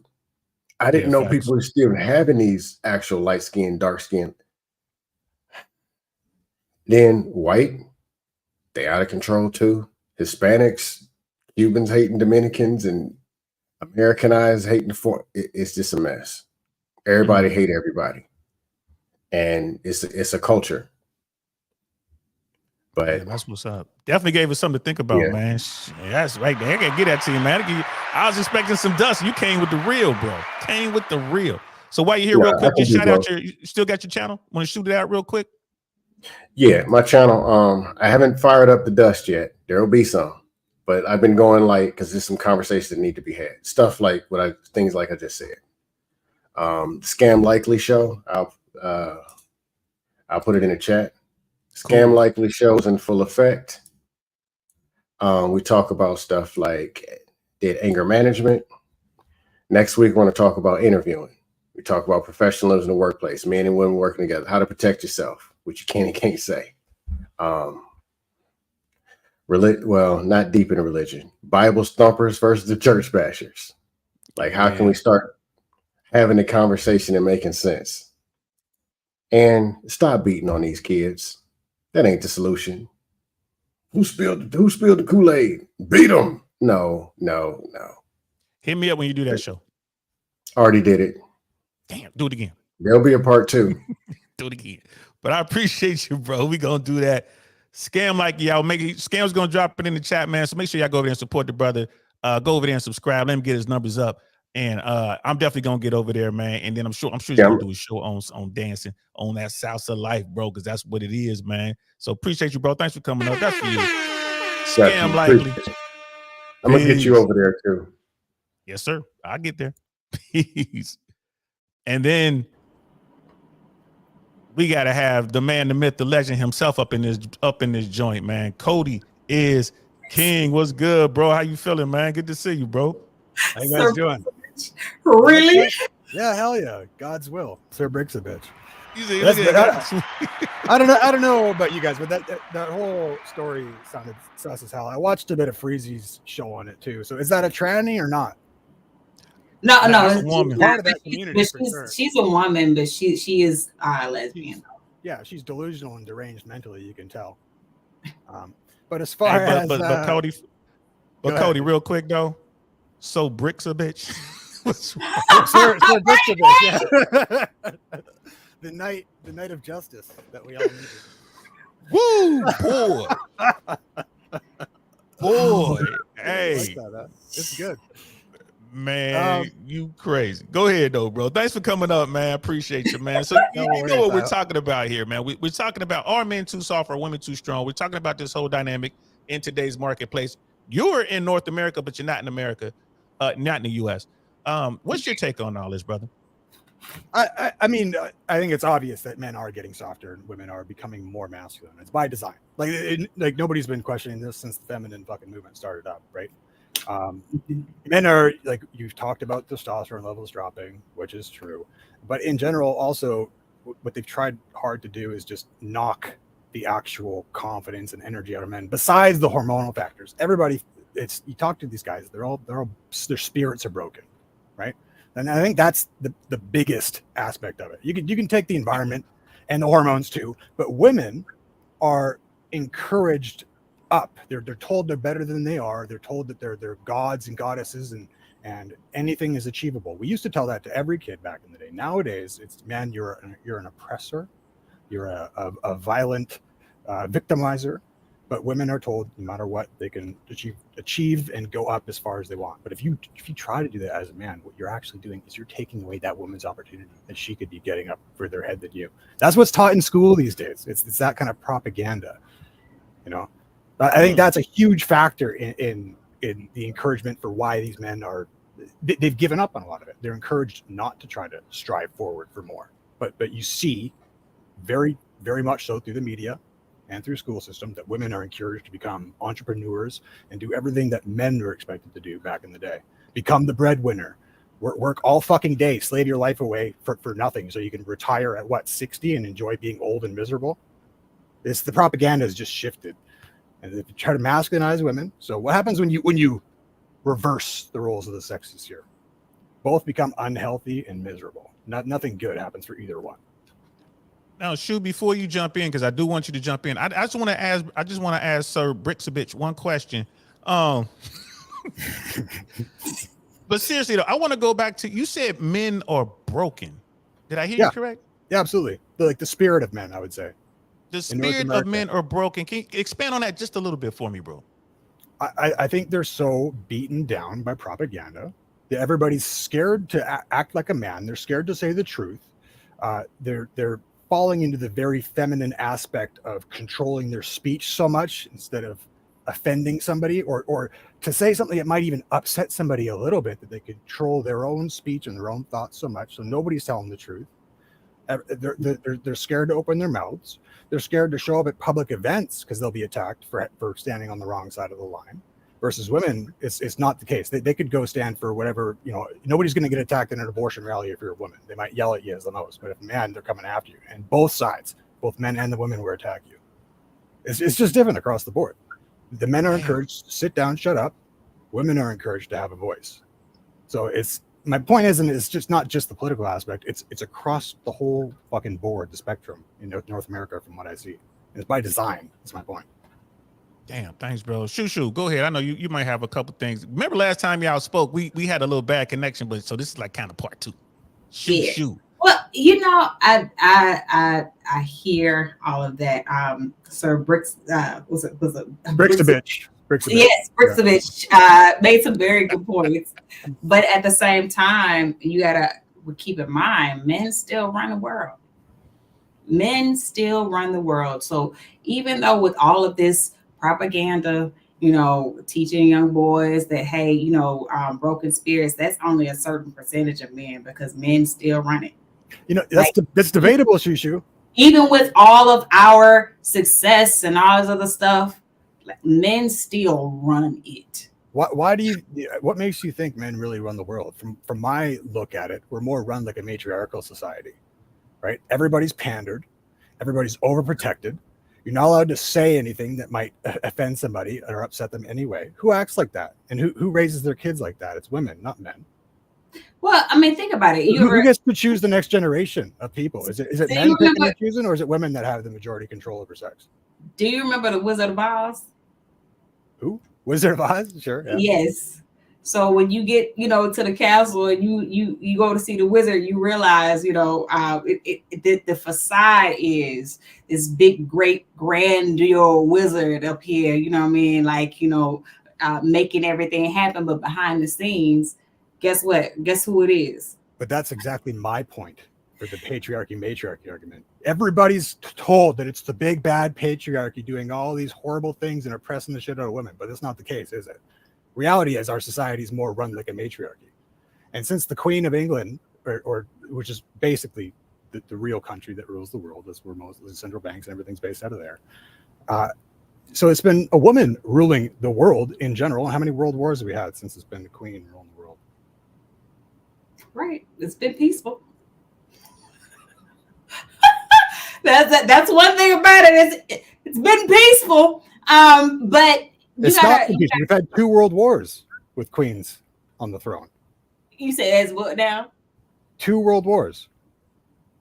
And actually, we've been at war ever since, even after the world wars. And that's been all under the rulership of a woman. So the whole patriarchy thing doesn't quite add up, really, right? The thing you got to keep in mind is politics is just that. It's politics.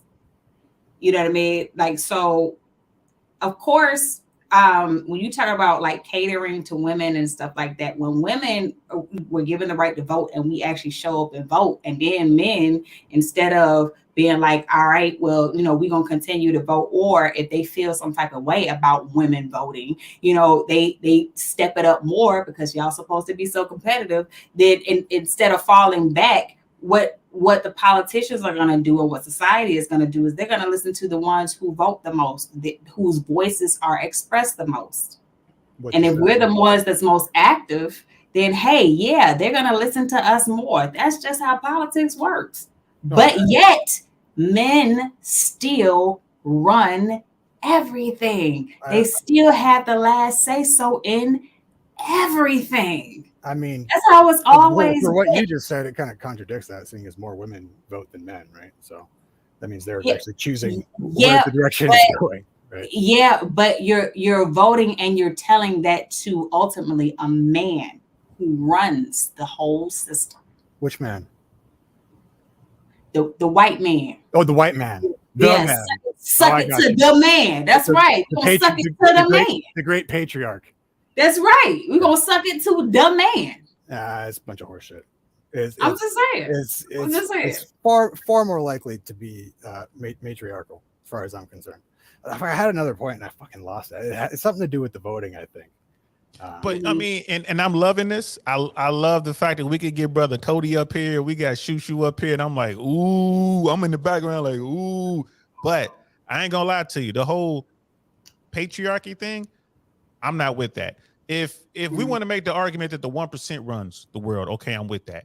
You know what I mean? I'm with that. But especially here in America, women wield a tremendous amount of political power right now. Tremendous amount.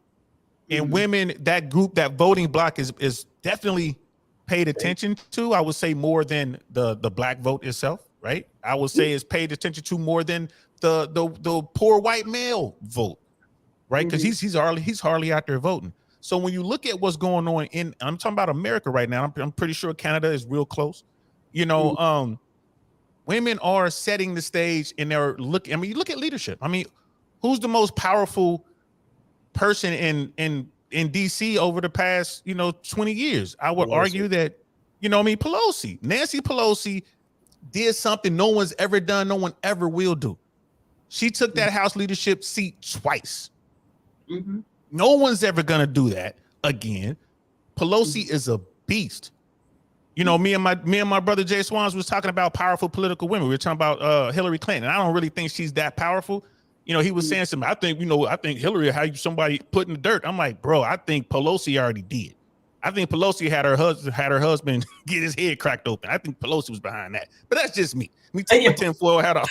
Wasn't that his gay lover or something like that? Breaking into his house? Canadian gay lover? Yeah. Sounds like a backstory to me. Listen. Yeah, he's pretty good at stock trading too, that guy. Yeah, he's really good, isn't he? He's amazingly good. He's better than the best. He's better than AI. I wonder where he's getting that information. I don't know, but I wish I could. Oh, Lord. All I'm saying is this: the patriarchy argument doesn't hold up for me. You know, especially in a world where women have more rights and privileges than men legally. No, we don't. Yes, you do. Name one thing that I can do that you can't do. DL. No, don't change it. Answer his question. It may seem that women have more rights and more just privileges. like when I answered questions, and you didn't answer those either. You just changed the topic. Let's hear it. Come on. What's one more right that you got? What you mean? Over a man. That's what I'm saying. What do men do that you can't? That's what I'm saying. We don't have more rights and more privileges than you. But what it may seem that way because in family court and y'all get wrecked, like and in marriages and divorce court, y'all may get wrecked. In fact, but can I jump in? We already talked about on that point right there, Shu. If I could just jump in just real quick and I'll let you cook. I'm sorry, but I've already conceded, and I've had my attorney, good friend, come on the platform. The person who gets wrecked in family court in America is the person with the money. It's not gender based. If I go in, if we're married, Shu, and you're worth $500 million, and I divorce you because I want to, and there's no paperwork involved, right? No prenup, no nothing. You are gonna get wrecked, quote unquote. It's not gonna hurt you because you're worth $500 million. You're still gonna walk away, but I'm gonna walk away with at least $200 million, and you're gonna have your $300 million. And it's not because gender has no role in that. So I would say we would have to take that off the table, and the question still stands. And just so everybody knows, we did not ambush Sister Shu Shu. I did not know Cody was going to jump up here. But what right or privilege do I have that you don't? That's the thing. You just said, you just proved your own point, and you just proved. I mean, dished yourself basically, because you said you feel women have more rights and more privileges than men, and then turn around and ask me, well, what rights that I have that you don't? I can answer well, that. How is it that I can answer? We have the same. So you essentially asked me, do we have the same rights? If we have the same rights, then how do I have more than you?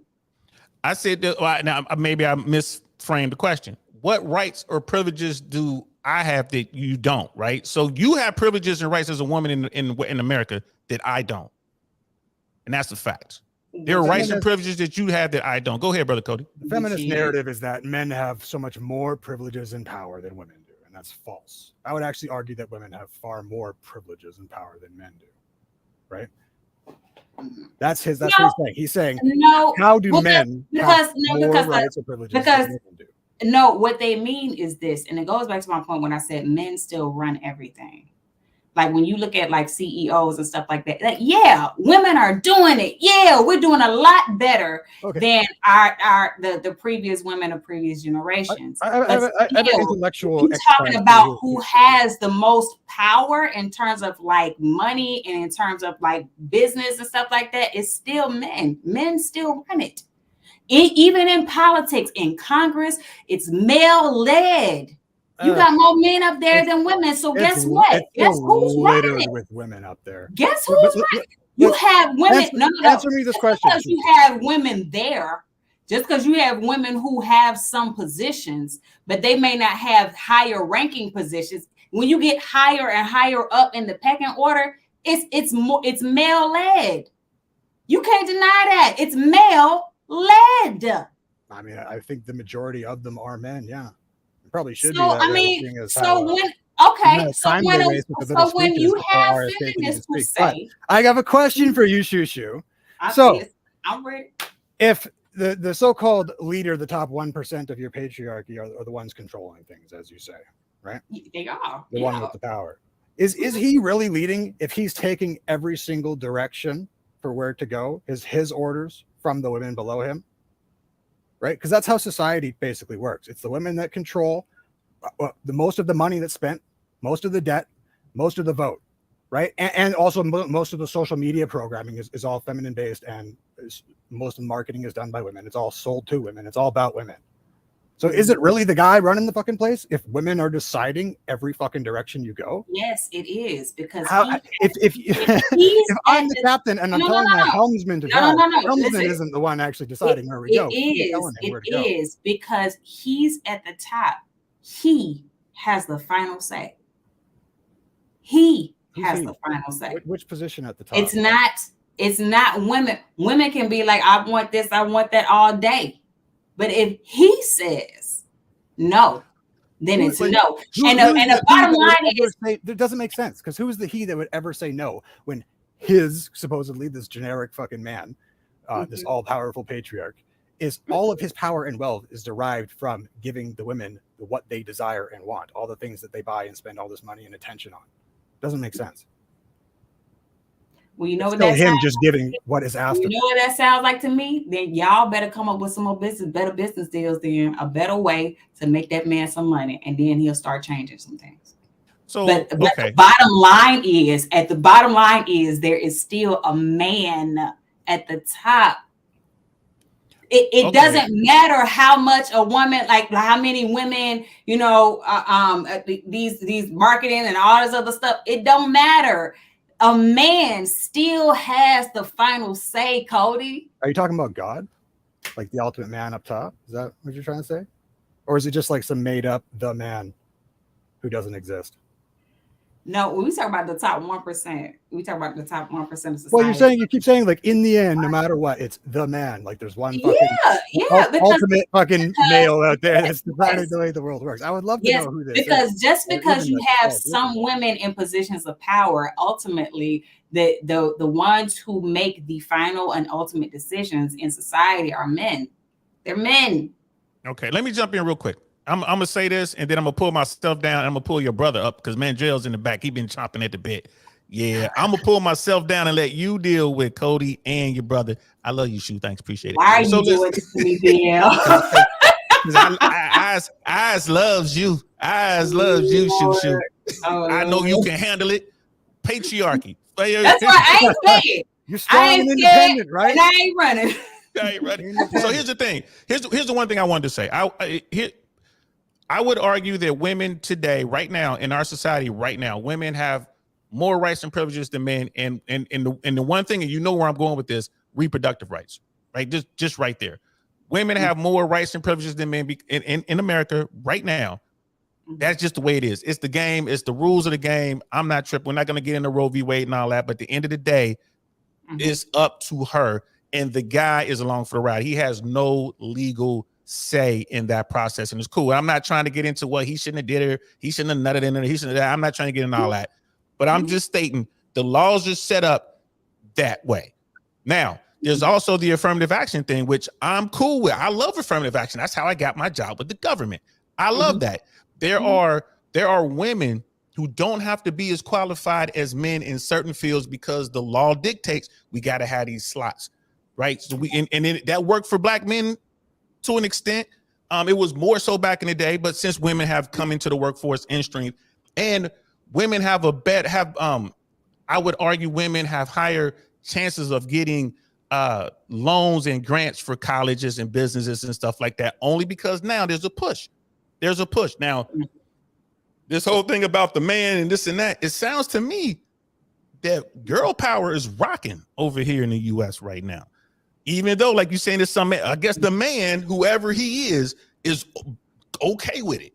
You feel me? You know what I mean? But there are rights and privileges right now that you have that I do not. Okay. There are no rights or privileges that I have that you do not. So, and I'm gonna drop myself down and bring your brother up unless you need me to respond to something.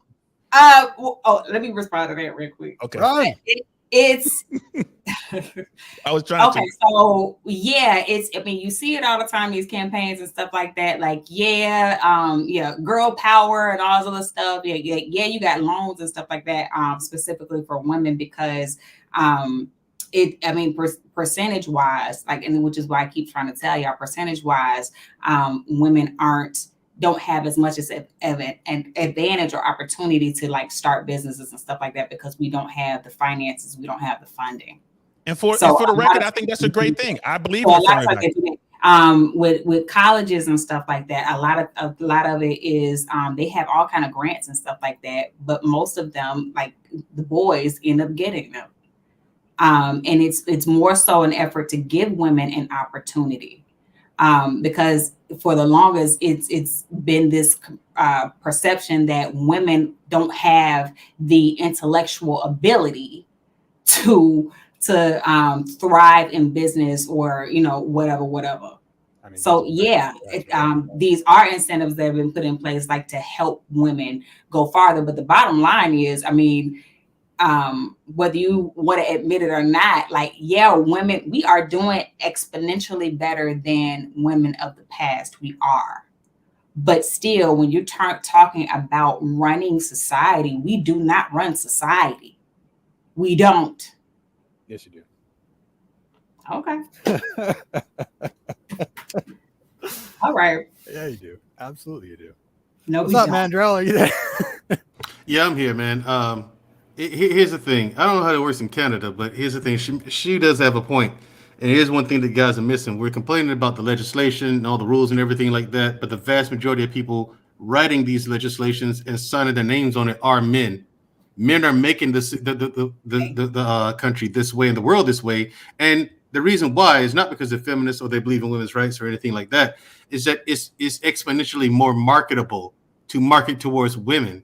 Well, they're doing this for money. They're doing this. Hold on, let me finish. They're doing this for money in the marketplace, for one, and number two, to garner votes from the females. But the thing is, they're doing it at their own expense because they're giving women power. They're empowering women. However, with the momentum that women have, if women start running for office, they're gonna start winning, and men will then lose what little power they do have. I mean, it's crazy. Let me add a point real quick, Madrell. You got to remember, men are banking on the fact that the quality that women have, their agreeableness. So they can throw out whatever, like any kind of ideals or any kind of like legislation they want to pour out. You know what I mean? As long as they make it sound palatable and they sell it in a certain way, they know women are agreeable and they're gonna go along with it. Just because they're manipulated or tricked into going a certain direction doesn't mean that they're not still the one that dictate which direction we go in. Now, here's the thing. I want to make a comment towards because they also control literally like the social fucking groupthink factor, right? So if you control the vast majority of women, number one, you get the rest to follow, but you also get to dictate to the rest of society because that's how they do it. They overpower it with their social like bonding and coming. I don't know. There's a better way to say it. The groupthink factor, the sheep with the herd, let's say. So all you have to do is convince the women, and they will guilt or peer pressure the rest of society into going whichever direction you go. So that's my point for why I say it's still women that dictate where we go in the end, right?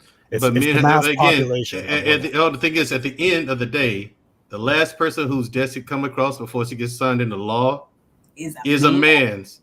It's a man. It's a man's. Now here's Y'all still running, Cody. Yeah, I get that, Mandrell, but do you believe the president runs the United States? Is that what you're trying to say there? No, we all know Okay. that. Captains So of industry that do doesn't. So that therefore invalidates that whole argument, right? No, it No, doesn't. that's not Sure true. it does, No, but it's that's not the man You signing look the at thing that- look at is the his best thing. cabinet member. Look at members of his cabinet. You look at the Supreme Court. How many women on the Supreme Court versus men? And So also, who really runs- Cody, if you look at that, you don't need an equal representation of the sexes. right? But here's the thing, because it's ridiculous. again, like I said, it's more marketable. Hold on a second, because no one wants Kamala Harris as vice president. Let's be real. No one respects her. How the hell, man, come on, phone ringing, getting into a debate talking about hold on a minute. Man, what is wrong with your brother? What's wrong with him? Part of my point. Go ahead, bro. Go ahead. No, go ahead, brother. Part of my point I had before is if you're the helmsman, the guy steering the fucking ship, you are the one navigating where you go, but you're not the actual one in charge. You're told where to go and where to steer the fucking ship by the captain. That's who's actually directing where it's going, right? That's who actually has the choice and the power. No, here's the thing. I want to make one last point here. Are men getting softer? No, they're not getting softer. They are softer, just period. That's long past. That's done. It's over. Men are soft. They're weak mentally, physically. They're trash. Let's be honest. This group of men out here, you're absolutely atrocious, and I hate you. I can't stand. I hate you. I do. Cody is doing the right thing. Cody's in the gym. Look at his results. Okay. Yeah. Here's the thing. No. Here's the thing. I don't know how financially well off he is, but I guarantee you this: he's doing better than most of you out there. Because listen, Cody is a man of discipline. He puts the work in. Look at his body. Look at the results he gets. Yep. Cody understands sacrifice. Thirst trapping on Instagram. He is. Real talk. He is thirst trapping on Instagram. Look, you know what? I said that to him first time I met him. When I saw his Instagram, I said, Cody, I see what you're doing, man. I see what you're doing. I see what you're doing, Cody.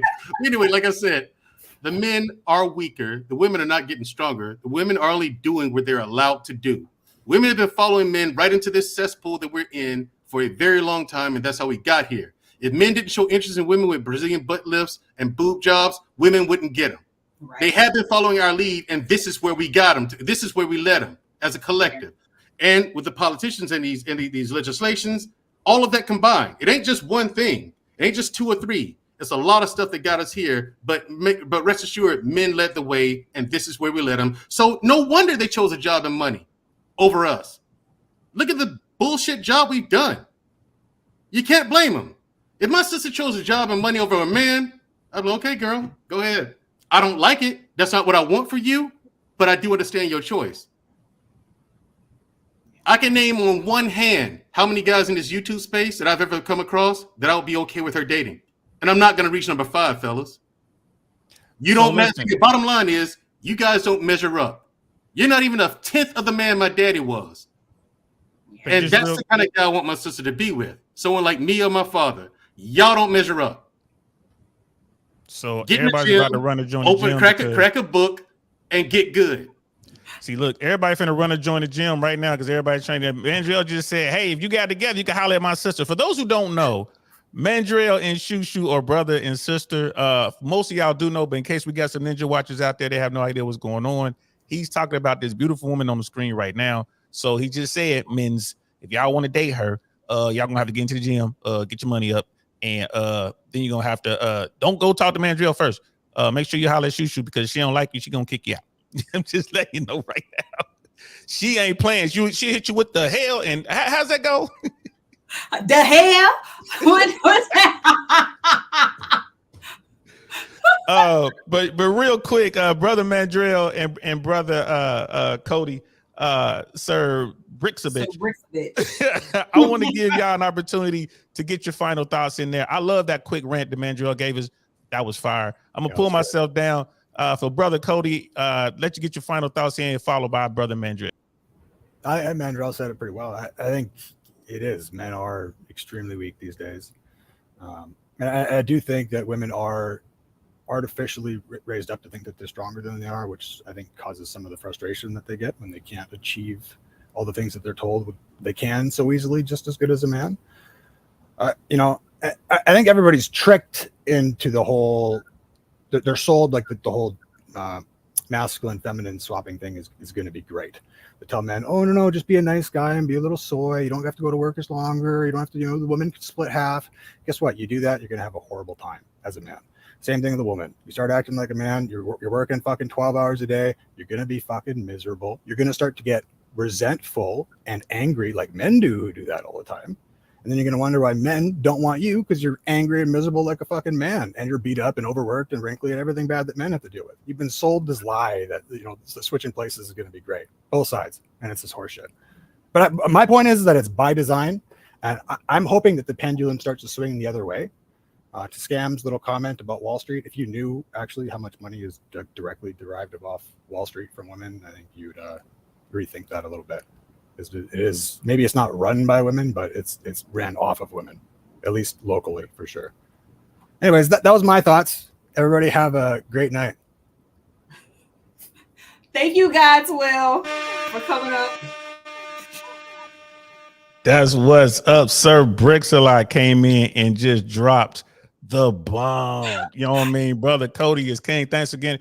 Bro, I ain't gonna lie to you, man. I am so appreciative, man, because you come on this platform. I don't see you on nobody else's platform, man. I don't see you camming up and doing that, but you do it over here, bro. You know what I mean? Salute to you, brother. I truly appreciate you, man. Thank you. And everything you said, that especially your final thoughts, fire. Let me give you one more. Matter of fact, that's more than just a horn blast right there. You get to Don DeMarco. Don DeMarco. Brother Mandrill, we kind of pulled you up into the mix of it. I just kind of dropped you in there because you a Green Beret. You used to being thrown into it. Red smoke, no smoke, it don't matter. You know what I mean? Brother Mandrill jumped in and he came in guns blazing. Get some. Okay. Get some.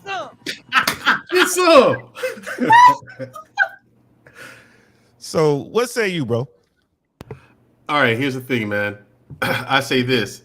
And listen, I'm not taking my words back. I meant every single syllable of what I said. The men of today, they're not getting weak. They are weak.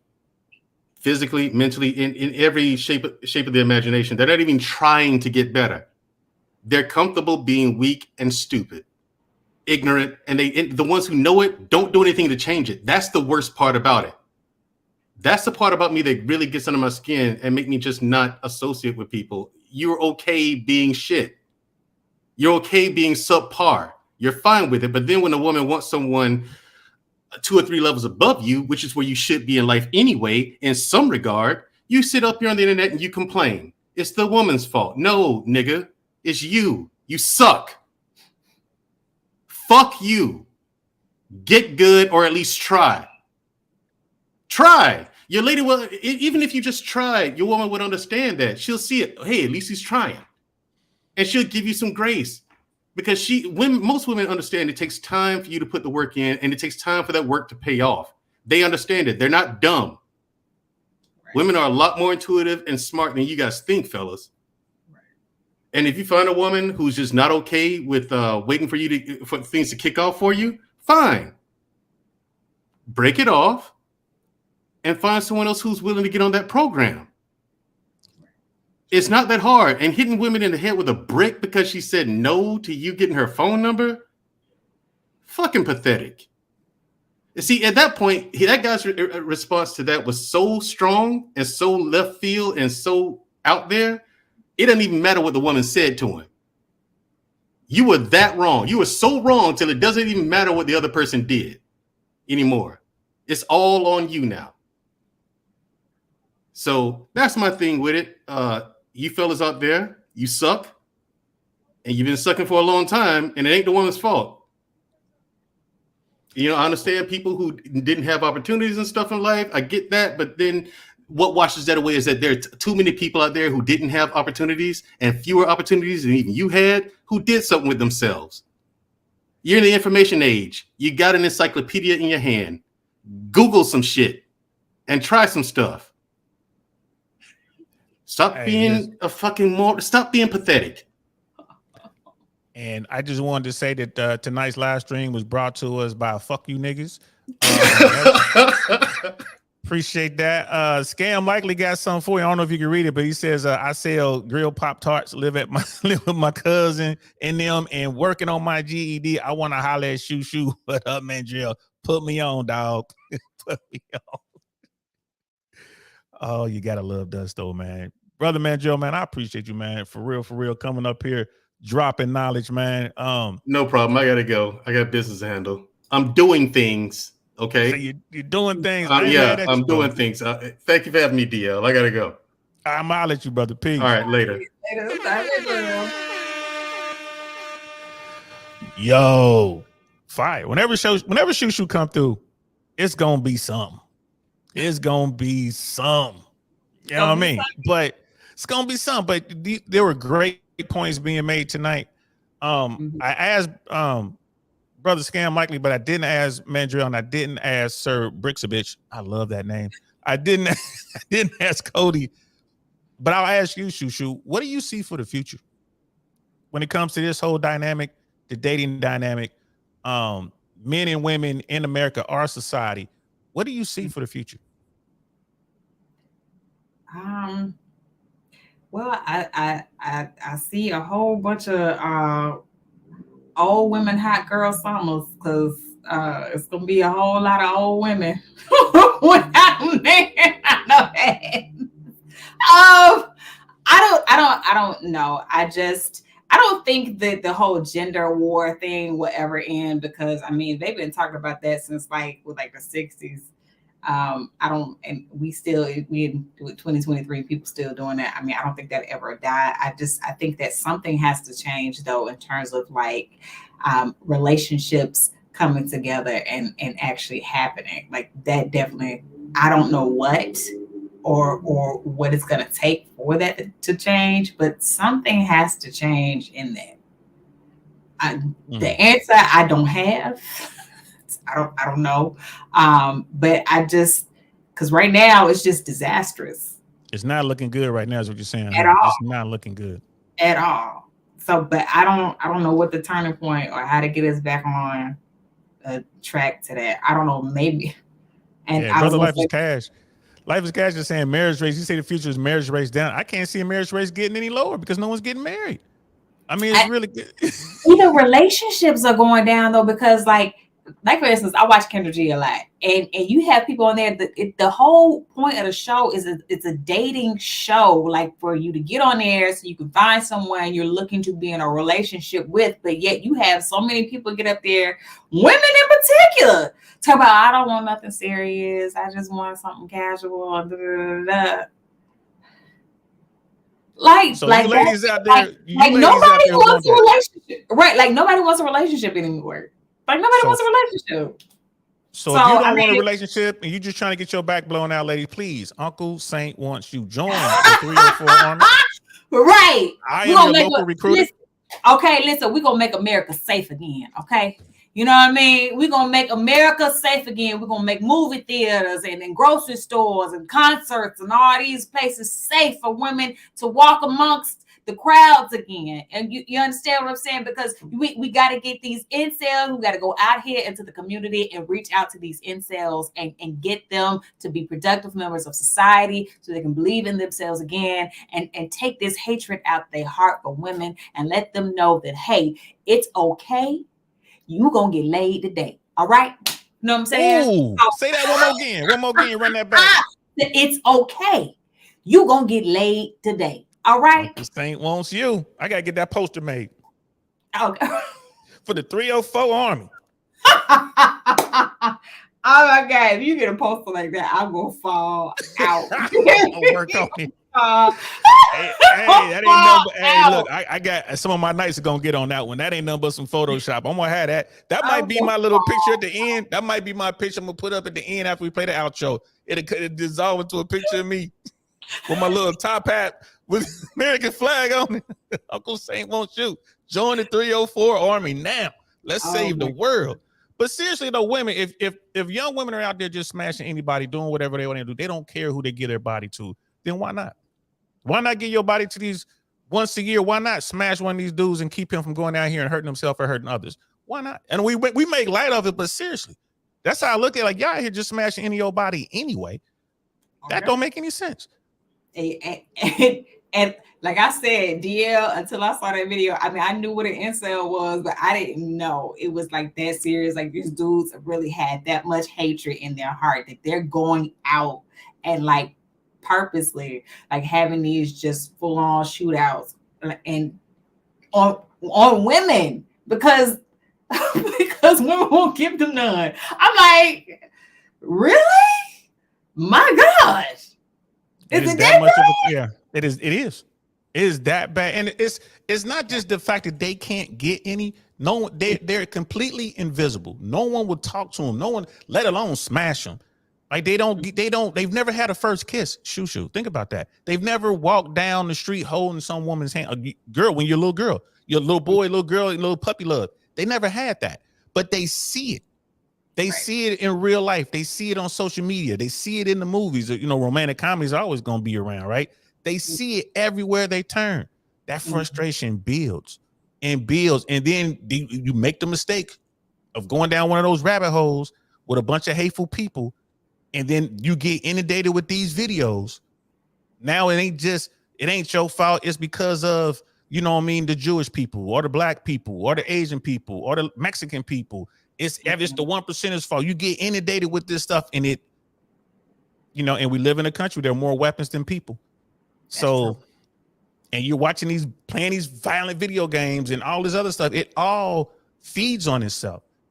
And it's simple. I mean, you know, we sit here and we talk about it, but honestly, if that dude, whoever he is, got some, maybe he wouldn't have done this horrific thing. Maybe we won't know. We won't know. But you know, even Wonderful 34 was like, yeah, get back, like get back to work. Yeah, we over here wilding. We over here wilding. You know what I mean? But it is what it is. Girl, this has been fun. You know, whenever we get on here, I be trying to shoot for 2 hours. I'm like, you know, we already over 2 hours. Just rocking out with you. Didn't even get to finish watching the one video we was watching there, and I had one more, but it's fine because we covered all the points we needed to cover. But as far as relationships go, I think it looks bleak today. Just looking down the road, looking at the future, I think it looks bleak today. But tomorrow, when this recession hits, right, and this commercial real estate bubble bursts, and then the real job numbers come out, and America goes into this recession that the yield curve, the reverse yield curve has been predicting, and all these people have been talking about. When it starts to get tough, right, I believe the folks are gonna get together. If for any other reason, just to survive. Yeah. Because you might not be able to survive on your own. Like housing costs are still up. Houses still cost what they cost, and that those levels are maintaining there. Interest rates are going up. Rental prices went down a little bit, but now they're going up. Right. Yeah. Right. The wages are not adjusted for inflation. You go out here and bust your butt. You go out here and work 20 hours, you know what I mean? 20 hours a day. You still ain't gonna have enough money. That's what I'm telling you. They're gonna learn how to cook. They're gonna learn how to cook. Learn how to cook. They're gonna learn how to cook. Learn how to make sandwiches. Dude's gonna learn dude's gonna learn how to change the propane tank. Dude's gonna learn how to get out there and do some push-ups. Right. And I really believe that this upcoming recession, and there's numbers to prove it. I think that the hard times are going to force people to come together, right? Soft men make hard times. That's right. True. So, you know what I mean? So we're coming into that phase. And men are going to have to step up, and women are going to be like, you know what? I don't have these options. I'm not going to be able to get Drake. I'm not going to be able to get Top G. I'm going to go ahead and get this man over here. We both working at UPS. We both got pay raises. We going to move into one house together, and we going to have this life. I think that's what's going to happen down the road, honestly. And I think over the next 18 to 24 months, you're going to see people come together. You're going to see people come away from social media a little bit. Like, I think you're going to see these trends of look at me on the yacht, look at me on the jet, look at me. I think that's going to start to slowly fade off a little bit until the economy gets better. And then once it gets better again, then it's going to be folks, you know, going out there, living that life, popping bottles and all that, which we all know is a lie. Everybody can't pop bottles. So that's my take on it. That's my take. I don't know. I just, you know what? I want to believe in that too, but you got some women who try to legit hold out for Drake. More power to him. Man, you really think there's no hope? Been to a Drake concert and never bought a Drake ticket. You really think so? It's like it's no hope, huh? Tell the truth, girl. You don't hold your tongue for nobody. I just, I'm probably like, I don't know. I was gonna say I'm probably going against Sister Cole with this. Some of the requirements, like I'm just talking about, like are beyond saving, like beyond saving. So now you do have women out here who have reasonable, requirements and just reasonable in what they're looking for. Those women, they're good.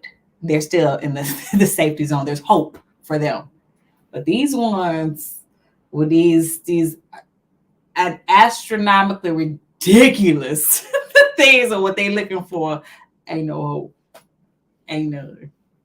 It's just not gonna happen. It's just not gonna happen. Making up numbers, what percentage of women would you say fit into that category?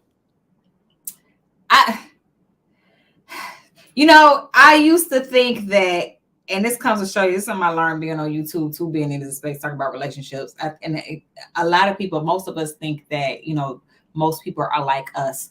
And for the longest, I thought most women were like me, just good women who, run into the wrong guy and, okay, this ain't the right dude, but, just keep at it. You're going to find the right one. You know what I mean? But when you hear these like dating shows and like, especially Kevin Samuels, like, and even just in conversation, like with just listening to guys and some of their experiences out here dating, like even before I went to YouTube, and when you put all that together, I'm just like, and when I realized just how ridiculous some of the standards that women have, that's why they're single and that's why they're going to remain single. But that's the person, that's the relationship they need to be in, because that's the only person who's gonna make them happy, kind of, because they ain't even really happy with that person, right? So but the good thing is women do outnumber men, so all the good girls, there are enough good girls to go around, and I'm pretty sure that for all the good women out there are enough men out here for you.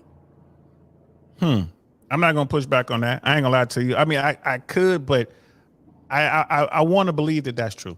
So I'm not gonna push back on it. I'll save it for somebody else's panel. Miss AKA ladies, like, so if you publicly declare you ain't messing with women anymore, is that the same as coming out of the closet? Sounds like very similar behavior. No, sis. Crying. No, that's not what that means. What that means is I'm not messing with westernized women anymore. That means I'm not messing with American women or Canadian women or New Zealand women or UK women or whatever. That's what that means. Those are the dudes who are about to leave and go try a different hemisphere. That's women what that in the first world country. But here's the kicker though. Understand, for the men who leave, don't bring them women back over here. I tell them. You have to keep them in the environment, in the society that they grew up in order to keep that same woman that you're going after. Because when she gets to America or New Zealand or to Canada or one of these westernized societies, it's a wrap. It's a wrap. Fufu gonna want half. Check out that Eddie Murphy. I won't have Eddie. I won't have. I found you in the jungle. I won't have Eddie. Yeah, it's a wrap. That is one of the best. Yeah, and we were talking about the yield curve, and Life of Cash is a financial cat. I can't wait to get him on the show to talk about this stuff. Yield curve inversion, deeper and longer than ever. You guys don't know what I'm talking about. Y'all need to listen. Y'all need to look it up. The 10-year and the 2-year, the 10-year and the 3-month Treasury security yield investing and inversions, which means the yield curve is opposite. And whenever this happens, you get this basically upside down curve. Whenever this happens, that's followed by a recession. And that is where we are right now. Winter is definitely coming. This was a lot of fun, Shu Shu. I'm so glad you came here. And Psych Hacks. And that's another really good platform, guys. I don't know if you've watched Dr. Taraban, Orion Taraban, his Psych Hacks. I'm gonna send you some of his stuff. He really talks about it. And he guesstimated that 25% don't get married based on 5 outcomes. It is approximately 75% for Black women right now. You got to kind of watch the videos. I'm gonna find it and send it to you. But he's I saw that guy. I first saw him on whatever podcast, and now he's making the rounds. I've seen him on Men of Action, which is Michael Sertain's podcast. I've seen him on Rich Cooper. I've seen him on Fresh and Fit. I've seen him. I mean, he's making the rounds. He's probably going to be on PBD. If not PBD, he'll be on Saucecash pretty soon. That guy's really like on it, and he's trying to help men understand what's going on. In fact, I react to him all the time. He has some really good stuff. But I want to thank everybody for coming out and making this happen. You know what I mean? This was so much fun. All you Ninja watchers, thank you so much. I see everyone's liking it. Please please subscribe. Please react to my stuff. Feel free to pull my stuff up. You content creators, pulling stuff up and react to it. I would love to see it. You know what I mean? Love to see it. Yes, please react to my stuff. I can't wait for somebody to have beef with me. I can't wait for somebody to start calling me crazy or something, making up stories. This whole Barack Obama had a gay lover. What the hell? Shu Shu, what the hell is going on? The hell? I don't. Y'all leave Barack Obama alone. Leave Barack Obama alone, okay? What? I don't know. You know what? I remember when I was an undergrad, because I studied theater in college, and one of my professors told us, he was like, you got to understand, like, when you get off into the world and as your career grows and you build and you get more famous and like people know you, the world will have a quote. This is what he called it. He said the world is waiting. They have a coat waiting to cloak you with, and that coat is typically going to be some kind of rumor, some kind of something that people are going to try and pin on you, no matter what. He was like, but understand, he was like, that's just how the world is. And he was like, it doesn't make it true, and you don't have to make it a part of you just because the world is waiting, but understand the world is waiting to cloak you with a coat. So, what famous person, name me one famous person, that doesn't have some kind of rumor on them. Not one. Exactly. Not one. I remember the one that got Tommy Hilfiger. Tommy Hilfiger don't like Black folks. They say it was Carl Canal that started that rumor. Really? Ooh, Messy! I'm so done. Messy! Right, okay. 16. Yo! And his business got hurt a lot because of it. It really did hurt. It was Carl Canal or the Fubu guy. It was one of those, allegedly it was one of those Black designers who came out and because they wanted that market share. Mm-hmm. And I know for a fact that there was a documentary in the works that was almost done. They had Snoop Dogg lined up to narrate and everything that was going to tell the complete story. And I'm still talking to my people like, y'all still need to do that. Y'all still need to do that for real. Like it was greenlit. Shu, it was greenlit. And wow. they, the Hilfiger folks backed away. I was like, y'all need to do that. Like somebody talk to Tommy and tell that story. Because it's a small one out. There's a YouTube version out there already, but this was like real big budget, greenlit. I forget which studio. They were like lining up the people, top of the line, everything. Right. And I was like, y'all need to tell that story. So I'm still on it, fingers crossed. Hopefully, and I ain't trying to make it sound like I'm Mr. Big or something in Hollywood. I just know people who are big. All right. I'm just lucky enough to have met the right folks. You know what I mean? I know people. You know what I'm saying? I know people. You know what I'm saying? That's what it is. And I see Life of Cash and Miss AKA Lady are going back and forth in the chat. That's what's up. Hey, listen, I know both of y'all because we've all met. We're all in the same area.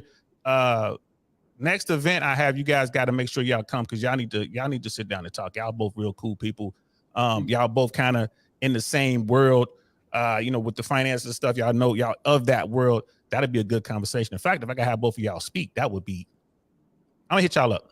I'm gonna hit y'all up. I got an idea. I'm gonna hit y'all up. Did y'all see that light bulb just flicker on above my head real quick? Bing. Yeah, bing. I got y'all. So, Sister Shu Shu, what are your final thoughts? I want to give you the one shot and let you give your final thoughts. Are men too weak or women too strong? I think it goes back to we've been lied to. We really have. We really have. It's not just one thing. It's a lot of factors. Gender roles have changed, and some for the good, some for the bad. And I think that it's just a lot of it is due to a lot of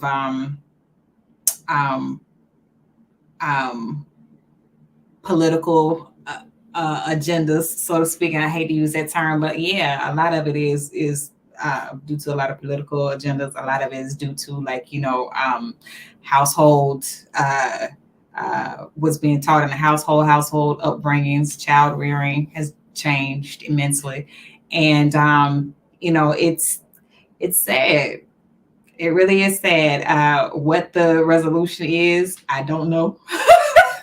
But I can say, for people out there who are reasonable, for people out there who are decent and who really are looking for relationships, I don't think that hope is gone, or there is no hope for that you can find a good person, someone solid, and someone who you can live out the rest of your days with, you can build a life with, because it's just, it's hard to see that person, hard to find that person through all the other fuss and noise that's going on out there, but they're there. And you got to remember, all you're looking for is one. If you really looking for a relationship, you're looking to get married, you're looking for something serious, like, all you're looking for is one. You ain't looking for 10 million. You're just looking for one. That's it. So there is.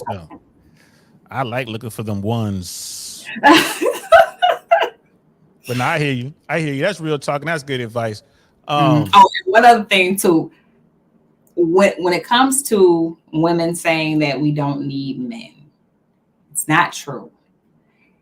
We got to add context to that. Women don't need men to survive anymore. That is true. But you do need men for companionship. You do need men.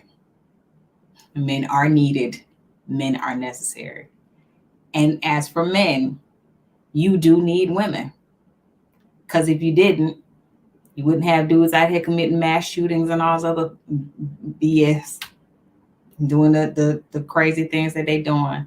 So we do need each other, and we need to stop that, because it's a lie, and it's a lie that we all buying into. You ain't never lied about that, and smashing is fun. I ain't gonna lie. I just say it like that. You know what I mean? Yeah, it is what it is. But yeah, the chat was lively tonight. Shout out to brother Cody is King. Shout out to Mandrell, Scam Likely, Life of Cash. Everybody was in here. You know what I mean? We had some fire in here. Yo, Michelle is transgender, bro. What the hell? We're gonna say that for another. We're gonna say that for another show. The hell? Right. Oh my goodness. So it is what it is. Cody is sending you love. BS Shu Shu. You know Cody's doing this thing. Yo, thank y'all so much for rocking out with us. It's time for what y'all really came here to see, right? Because we're done here. I'm DL saying this is Shu Shu. This is the I Really Want to Know podcast, and y'all about to see the most fire outro ever created in outros ever. It's right here, and she made it. Peace. Nothing like I've ever seen. It's just a thing of beauty.